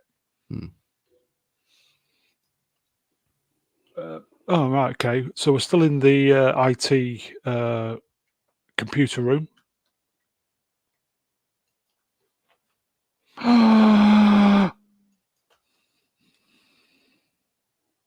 So Lola is attacking Princess Leia. Well, you say attacking. It's more like buzzing like a blue bottle in your bedroom. Just sort of flapping around ineffectually but annoyingly until she catches it. So but we already know. We saw in like an early episode it has little buzz saws in it. So it could have done some serious damage if it had wanted to. Yeah, which one of her parents gave her this toy? Because it's got a soldering iron on it, a buzz saw, it can attack people. Who gives that to a child? That's like handing them a gun. And it can open huge cast iron doors and close them. Oh my God. Yes, Moving on. Moving on. So she sees a little round thing on the ear. And then everything's fine. Yay! Yes, 3 earth magnets, as you can see in her fingers. Yay! I have about a dozen of them sitting on my desk. Dead Mouse is back. Same. Good Dead Mouse is back, everybody. Woohoo! Yay! And I think this is where she plugs in the cable or something. Vader still on the warpath. Here we go. This is it. I feel the doors are opening, folks. Although, when the ship escaped, why didn't the Star Destroyer just take him out from orbit. Oh, that really annoyed me. Yeah. We'll get to that in a minute. We'll get to it. There's plenty of shit in between now and then.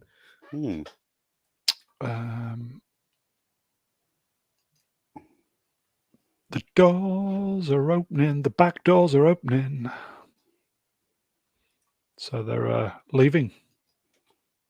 There's an awful lot of people to cram onto that. Those two. No, actually, the one of those two ships, only one of which you can see. Or is there? In a very short space of time. Would they not all have been waiting on there, ready to leave, rather than just milling around? Franco says, "Why can't Vader see anything?" I think he's just blind with rage, probably.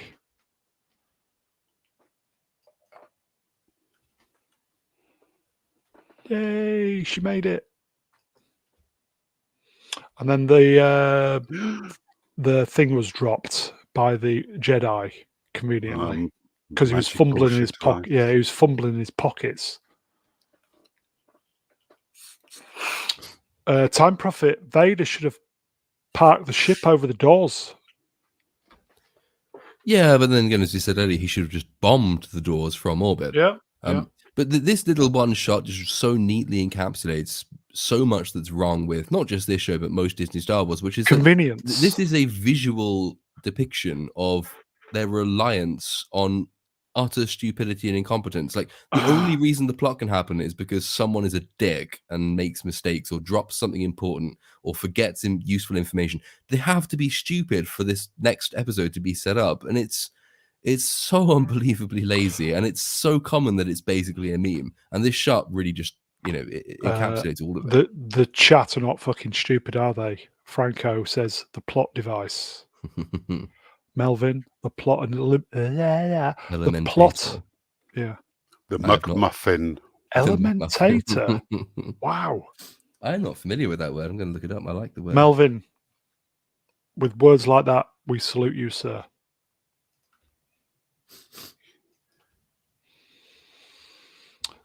Vader's was a very, very long march through the tunnels, isn't it? Oh, yes. And here's where he does a Star Killer and downs a ship with the Force, copying a scene from an infinitely superior video game, just like they did last episode. Also, Rise of Skywalker, when the exact same thing happens. So Rey drags the ship down, it seems to blow up, and then it turns out Chewie escapes because there was another ship parked behind it that nobody saw. Yes. And I gather, I haven't seen it, but doesn't Ahsoka Tano do this at some point as well? She drags the ship down. Yeah. In the final 4 episodes of the Clone Wars, she does. She holds back Maul's ship using the Force. See, that's I actually watched that yesterday, believe it or not. That's tried and tested storytelling in my book. Okay, but so Radiohead is a tried and tested band. If I were to just go and remake, I don't know, Creep, and say, this is my brand new song, everybody love it, they would probably sue me for copyright infringement. Now, they won't sue for copyright infringement now because Disney owns all of Star Wars, but it would still be cheap and derivative as hell. And I now realize Creep is a bad example, actually, because I think they were sued for copyright on that. Nevertheless, the point stands. Just pure stealing of previous better source material does not constitute good writing just because, well, it's tried and tested. It worked before. Yeah, it did work before. Biggest form of flattery, then. No, imitation. Imitation is not just absolute stealing every single element. No, you're thinking of plagiarism, Brown. Yeah, that's that as well. Okay, so Jonathan. By the way, can you see the second ship in the background, boys and girls? Jonathan is going to nitpick. We nitpick on this channel. The guy in the Vader suit has no menace. His stride is too quick. He needs to slow it down a little bit. Yeah, there was something off about Vader for this entire episode, whether it's the lingering camera shots on the helmet, which looks somehow different. I don't know if it's the camera angle or the lighting. The stride, as he says, it is too quick. He's too hasty. You can see why, because he's supposed to be very keen to get to Obi-Wan, but you can still do that with menace. Something about the way he carries himself, I don't know if it's in the shape of the shoulders. There's something about him all the way through this episode which is not quite Darth Vader, and I can't. Is that the guy who tried to commit suicide because of the bad? Oh, the Ukrainian guy they apparently didn't pay. Yeah. Yeah.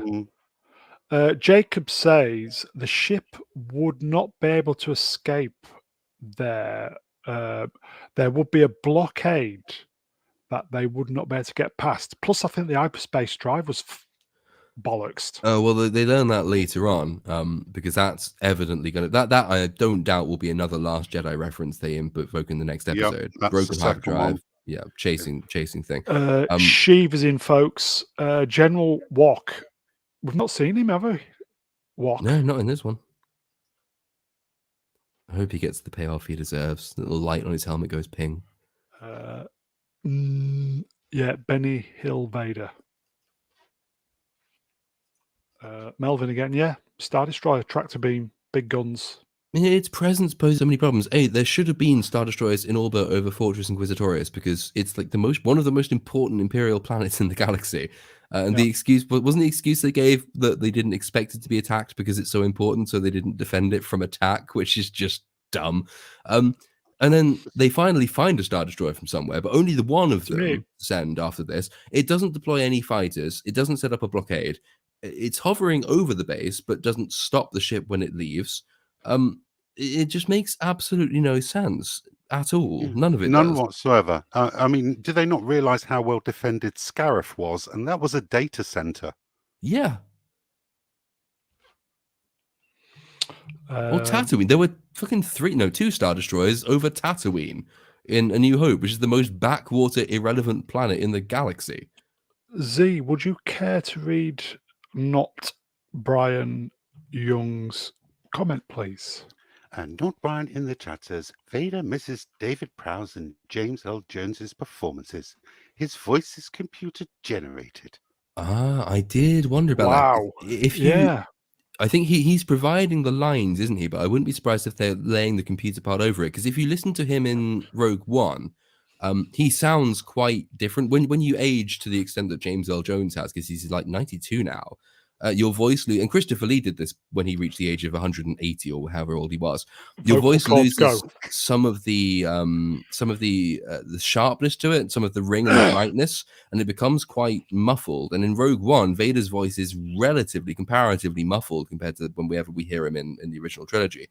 And in this show, it sounded much more like Darth Vader in terms of the cadence and the tenor and the brightness of the voice. It's sharper again, like he used to be. But yeah, I mean, I'm not actually that surprised to learn then in that case that it's been computer overlaid, at least, if not completely computer generated. This is where he's ripping shit out of the ship. Yeah, he just tears it to pieces. But it's empty. Then, behind it, there's another one. Oh, yeah. At least he doesn't accidentally use force lightning. That's a thing. Yeah, I mean, just like episode 3 with the fire, he's obviously Fire. too shagged out to do it a second time. I'll just say hello to Timmy. Jimmy! So the ship's off, the second ship. It was all a ruse. And the thing is that you can fix the problems. You can fix the problem with the Star Destroyer being in orbit if you take maybe even a 10-second scene where you show the ship leaving and then you see the TIE fighters flying after it. TIE fighters do not have hyperdrives, no matter what the sequel trilogy tries to tell you, and have it fly into hyperspace. The hyperdrive can break halfway through, so it drops out. All you need is 10 seconds to show it flying away, TIE fighters chasing it, it jumping into hyperspace, and therefore escaping. That's all you would need to do. It's a really quick fix, but they don't do that. Therefore, it creates problems. This is Vader having his flashback scene where Obi-Wan kicks ass and takes his saber off him, doesn't he? Oh, That's scary, Anakin face. So old. Oh, I know. Oh, he can't help it, but no, but the visual effects people can, in theory. BG. Now, do you see all these masses of pointy buildings in the background? Blade Runner. The ones that weren't there at the start of the episode. Z, would you care to read Not Brian Present? Not Brian Present in the chat says, he gave him the elbow, just like Panda did. Tim's talk. Hello, Timmy. I was watching Timmy today. He was enjoying this episode. I thought it was the best episode yet. My major critique was not de-aging Aiden enough. Yeah, a little bit. Yeah, Timmy was well into the episode. Tim, Oh dear. Tim, if you Every want time. to, Tim, if you want to put your link to your channel in the chat, mate, go for it. So this is what's he saying? What's Obi saying to Anakin here? This is the payoff for the lessons he's been teaching Yes. throughout this training sequence, which is that your impatience, your need to win and prove yourself is the thing that makes you lose, basically. And that's supposed to be what's just been mirrored in Vader failing to use the same force power twice to stop a ship escaping. Franco says Grandpa Anakin. Yeah. Time Prophet. The former Green Cross Code legend claimed that he had been ostracized by director George Lucas and hadn't spoken to him since Return of the Jedi, wrapped in '83. Oh, wasn't wow. wasn't he quite salty from the beginning though, because he thought he was going to voice Vader Do the as voice, well, yeah. until George Lucas quite correctly realized that you can't voice a villain with his, was it Yorkshire accent? No. Deep Bristolian. No, Yes. Bristolian. Do you want to do it, Zeke? Because you did it last week. No, did I? No, that was Irish. It was. He's like, tell me where the rebel plans are. Well, Arnold Schwarzenegger had that. He offered to dub Terminator into German because he's Austrian, so he speaks German. He offered to do the dub for Terminator for the German market. But the problem is, if you're German, an Austrian sounds like a Somerset farmer to a German because the accent's so different. And so they turned him down because they thought the Terminator realistically can't sound like he's from Somerset because that's just not threatening at all. I'll be back. Just I'll no. be back, my lover. Tim has posted his link to his channel. He's well into stuff like this. So if you want to check his reviews out, plus perhaps subscribe. He's a good lad. Okay, so Lord, do you want to post your link while we're here? Oh, okay. I haven't actually. Not that you need to. Well, I will put it up and do it I think anyway. it's in the description anyway. In the description, then it's in the description. Yeah. So Vader's, damn it, he got away. Yeah. I would just say, Andy, we're going to be finishing in 7 minutes, mate. So night anyway. And Vera turns up with a double ender. Yes, and seizes her chance, and Vader shows us what a complete fucking novice the third sister is. Anyone on Twitter that says Reva held her own against Vader is talking absolute fucking bollocks. This is the equivalent of a child playing with his food. Yeah. He just totally kicked ass. But also, he was toying with her. He did kick ass, but it looked so incredibly fucking dumb. Again, this shows recourse to shaky cam whenever action is happening, which is just laughable given that it follows straight from previous straight shots, and then suddenly the camera starts shaking. But everything about the way this is shot is just so un-Star Wars that Vader just sort of does these weird comical side steps around and nudges her around with the Force. Yes, it's supposed to show he's toying with her, but we've never seen Vader do anything like this. Star Wars fight scenes have a certain definitively Star Wars aesthetic to them. And this does not have it at all. It just looks really silly to the point where, and then so she does the weird, stupid rotating lightsaber thing. He stops it, snaps the lightsaber in half, gives one half of it back to her. And then even the lightsaber fight part of this makes absolutely no sense. Like, he kicks her in the shin at one point. Like, when have you ever seen Darth Vader kick someone in the shin? That is such an un-Vader style movement. He was toying with her. Melvin, yes, he did die a couple of years ago. So she thinks she's got it in the... she gets the double ender out and she thinks she's got it. Should have held it sideways. Would have eviscerated him. Yeah. What does she expect that to be doing? She's holding it parallel to him. It literally can't hit him like that. So he just takes it off her.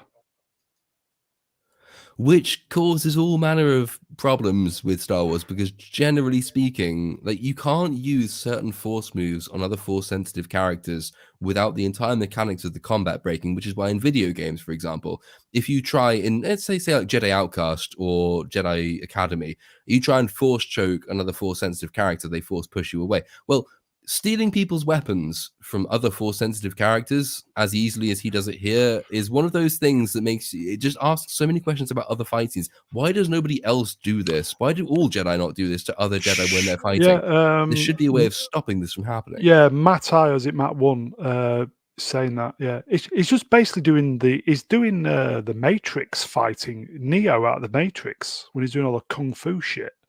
In Star Wars Rebels, Ahsoka Here we Tano go. turns off the Seventh Sister's lightsaber using the Force. She turns it off. Oh, you use the Force in the fucking off switch? Yeah. Jesus Christ. Why doesn't everyone do that? That would be really irritating to face and really effective as well. Yeah. The first time she faces them, she shuts off one of their lightsabers with the Force.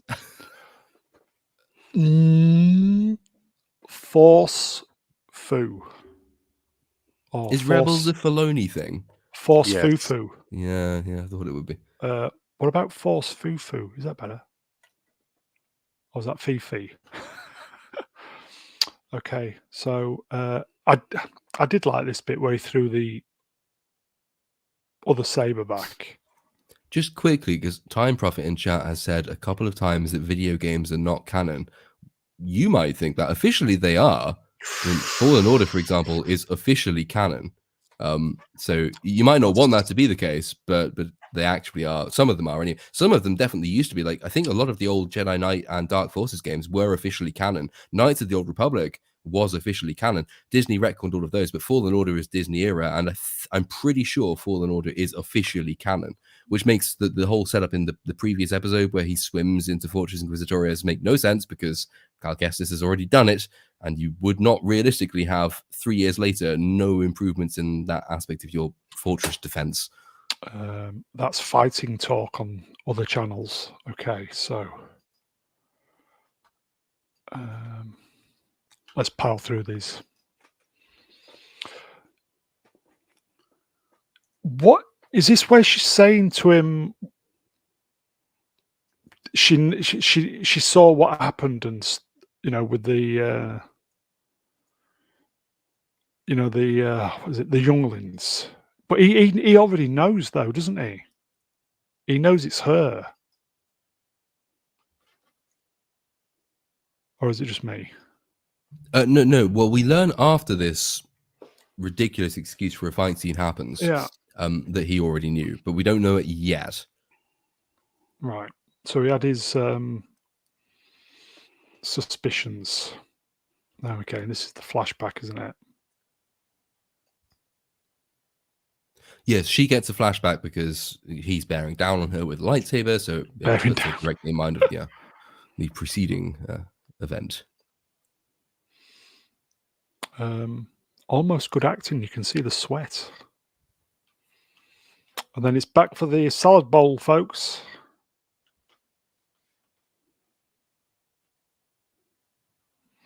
Matt I, or is it Matt One? That moment changed her life forever.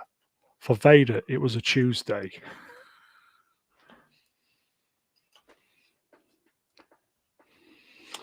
Oh.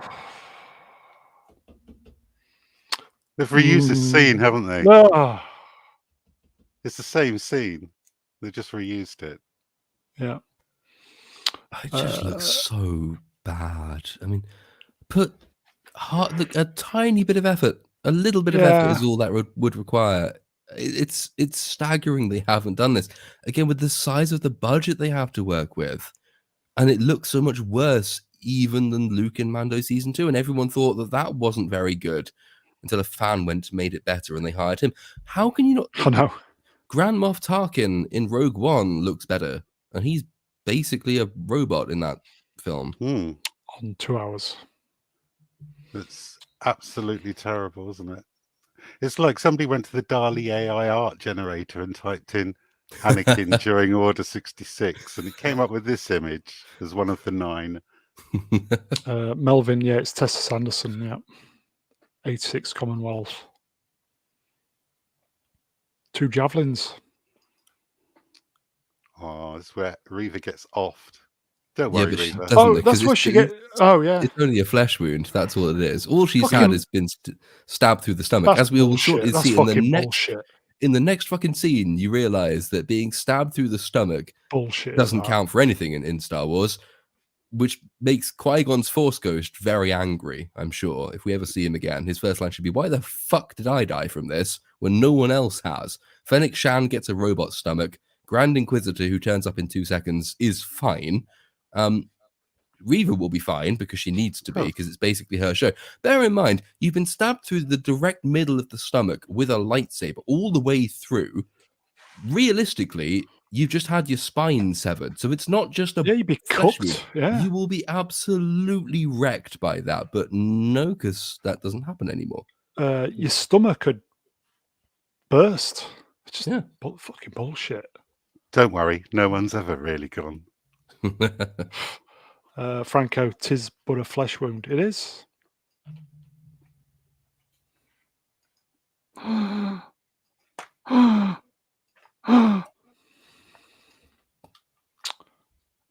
And Reva's kind of delirious. Bishop, yeah, let's call it a draw, mate, yeah. And this is the second She'd time be she's managed dead. to She'd be survive fucking Darth dead. Vader by pretending to be dead. Yeah. Look who's back. Oh, shock reveal that nobody expected, considering he's still alive during the Star Wars Rebel continuity. The only thing that made me doubt it was when the writers said, we would never break canon. And that made me think, right, you're going to fucking break canon, aren't you? He's actually going to be dead just because you've denied it. But no, they actually haven't. They haven't broken canon. So just for the folks at home, that isn't Ryan Johnson, by the way. Or Ruin, even. It's a very similar round head. The round head, yes. Yeah. Not Brian. Nobber on Twitter says it's dark side hate that keeps them alive. well, there is a Okay. so the Grand Inquisitor here has a line which, I mean, it's so on the nose it helps. It says something like he says something like it's remarkable how much the need for revenge can make you survive, or something like that, which is as if we hadn't already guessed. That is basically telegraphing that she will survive it because she still needs her revenge. Unnecessary line, but nevertheless they threw it in for the slow. And there's one episode to go as well, don't forget. Yeah. Oh, sorry, did I cut you off there? Sorry. No. That's basically what I was getting at. Sorry.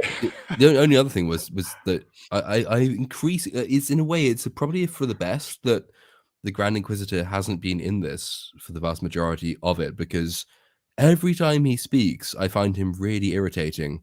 Like Rupert Friend is so over-egging the peculiar speech thing. Like, I am the Grand Inquisitor, and I speak like a villain because you otherwise wouldn't have guessed that I'm a villain. No, just stop it. Just play a serious character. What are you doing? I'm getting aroused to you talking like Well, that. Sorry, Ark. Let's start again. Ark sucks at games. The whole episode felt like the writers were asking, how big of a nerdgasm can we give to Star Wars theory? Boom. it's between Star Wars Theory and all of those Disney stan accounts on Twitter, which will just lap all of this stuff up because it looks like Star Wars, therefore it must be good. I remember Star Wars. Yeah. I remember Star Wars. It was a lot better than this ever is.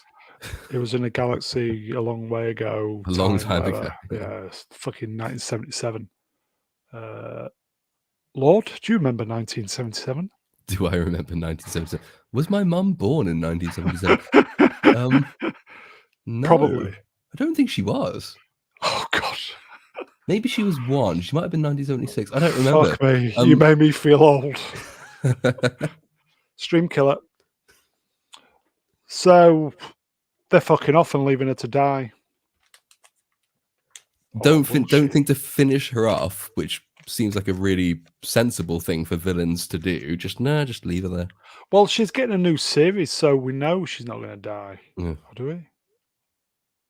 No, basically, well, unless it's a prequel. Okay. but- Time Prophet is picking us up before we've fallen. I never saw it in. Let's start again. I never saw it until 1978, as it didn't come to Britain until January 1978. Thank you, Time Prophet. I stand corrected. Cheers, pal. In which case, George? I think my mum was born. Do you remember 1978? No, not personally. Here you go. I know bits of the Fucking history of it. hell. Jacob Ironside makes a point about Darth Maul, which I think is an interesting comment. He says, "Remember, Darth Maul got cut in half. I mean, this one. Yeah, then fell down the bottom of this pit and survived." So there's something interesting actually about the way, because I vaguely recall people saying that Favreau and Filoni would save Star Wars, particularly because Filoni was supposed to be George Lucas's protege. I am sure I have read interviews with George Lucas where he said, something along the lines of, I thought, unless I made it really clear that Darth Maul was dead, then people would try and bring it back in the future, and I didn't want that to happen, which is why they had him cut in half with a blood splatter, and he falls down a bottomless pit into oblivion. And that was George Lucas's attempt, I'm sure I've read this somewhere, to ensure that Darth Maul never came back. Dave Filoni comes along and says, you know what would be great? That's that if we bring Darth Maul back, just give him robot legs. That's a thing we can do. This is supposed to be the heir to George Lucas, the man everyone thinks, or used to think, would save Star Wars because he's so loyal to George Lucas's vision. No, fuck off. He's evidently not. He never has been. The only thing that excuses Darth Maul's return in the way that doesn't excuse some of the mistakes made in this show is that at least in the Clone Wars, or from what I've seen of it, they do at least have a story to tell with Darth Maul. And for all the setup is nonsense, probably shouldn't have happened, does contradict what was supposed to be, or what was the intended fate of Darth Maul. At least they have ideas about what to do with him. They use him properly as a villain. They use him to tell a story. The payoff at the end when Obi-Wan kills him on Tatooine, spoilers, is, it is a fitting payoff. It is a send-off. So it's slightly redeemed, not completely redeemed, but slightly redeemed. The same excuse doesn't apply to this show, though. This show doesn't have stories to tell with the characters it's involving to break canon. This show is just throwing this shit on screen to do member berries, get bums on seats, and trick all those absolute bum-feeding morons on Twitter who will say, well, it looks like Star Wars, therefore it's great, and any haters can go to hell. All it's doing is satisfying people with the absolute bare minimum, if any at all, taste. The people who are driving Star Wars and all storytelling down to the lowest common denominator. Get fucked, all you people, and Dave Filoni deserves a lot of blame for pandering to these people. And the writers of this show deserve exactly the same kind of blame. Rant finished. I think we did okay, considering 2 hours, 7 minutes before we started ranting. So we did okay. Look, you can tell I've got coronavirus because, it's taken me 2 hours to muster up the energy for a rant. See, Lost Chord building up a head of steam there, yes. Okay, so this is where I do like building up a head. Sorry, carry on. Ice Cube says, drive fucked. Oh, yes. Hyperdrive's down and the Empire is close behind a ship full of base survivors, like we haven't seen that one before. Meanwhile, back on the planet. Uh-oh, we've seen the bullshit device. Yay! I like the way as well. It's broken, but the only clips of it that survive are the only bit she needs to know. Child, Tatooine, something else. Like 3 words just happen to be the 3 words she needs to know where to go next, once her stomach has miraculously healed itself. You think she would get medical attention first and then go back for the bullshit? There's nobody device? there, is there? Well, I'm sure there's got a medikit on the wall somewhere. Plaster, she'll be fine. Well, force healing is a thing now, remember? Maybe she'll just force heal herself. Or just refill the Bacta tank they emptied earlier. Or that's a good point. Or they'll forget they emptied it and she'll just jump in it in the beginning of the next episode. Yeah, because it'd be conveniently refilled. Okay. Melvin Deeply just Googled it, says premiered UK 27th December. There you Time Prophet, Ice Cube, Cold Hearted. He is a bit, yeah. So convenient.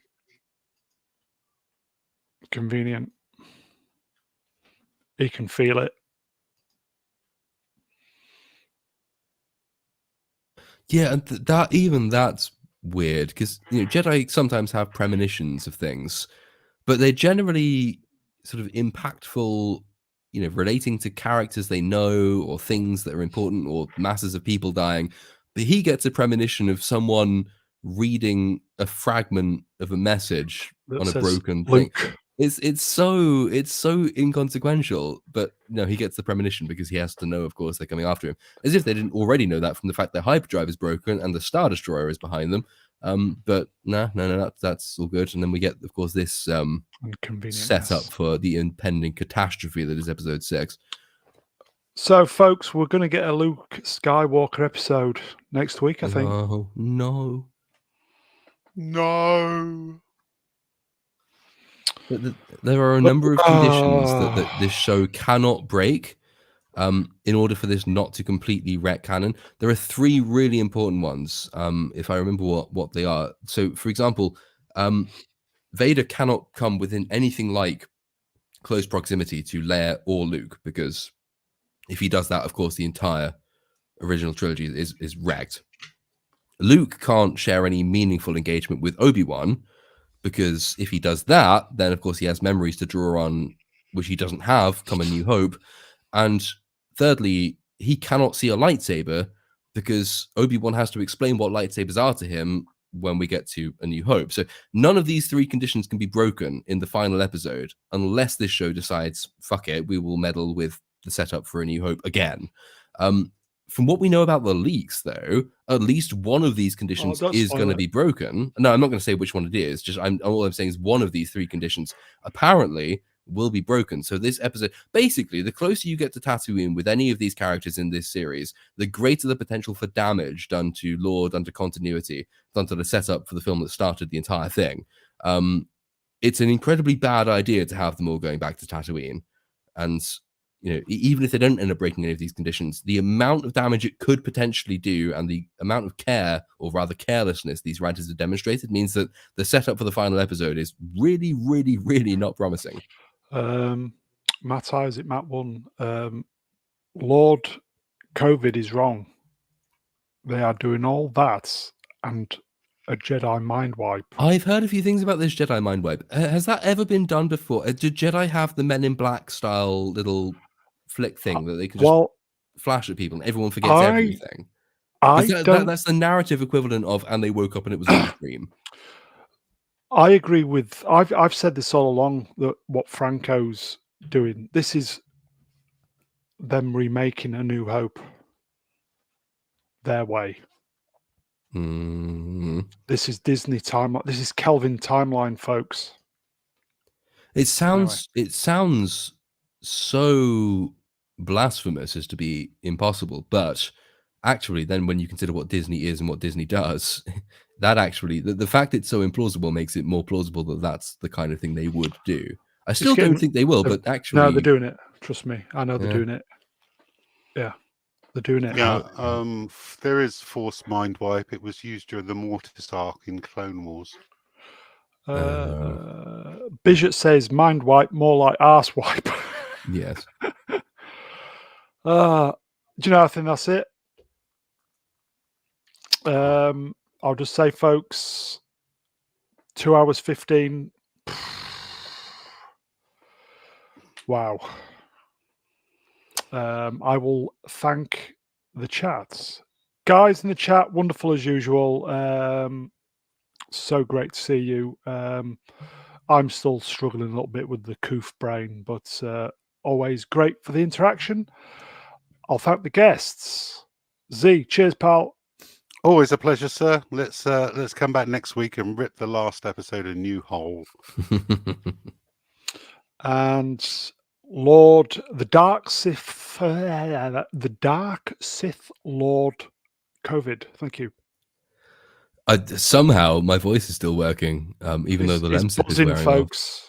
You could do another 2 hours of this, couldn't you? Well, I've got to go and record my own bloody video after this, so I hope it's going to hold up. But So no, have it's we great. warmed you up? Yes. I hope so. It's been great fun as always. It's reminded me that I'm still ill, but I don't feel as ill as I should. So that's good. I will just say to everybody in the chat and people who are watching this on the re-rub and have made it to the end, watch out for Lord Chord's review. It'll be Friday evening that comes out. Yeah, this is the warm up, and I'm sure we'll see everybody in the chats. So we are back next week. Ruin is presenting, as I said, he's away doing his trilogy this week, so he's back next week. Hopefully, in fact, I know it'll be a little bit more fun because Star Wars is. I'm just a normie for Star Wars. Well, you don't even know what bloody Order 66 is. That's basically I unforgivable. know what. Yeah, I know what Order 65 is, but not. And 69. Rule 34. Anyway, on that bombshell, bye everybody. Take care. We'll see you next week for the last episode. Bye. Tatty bye.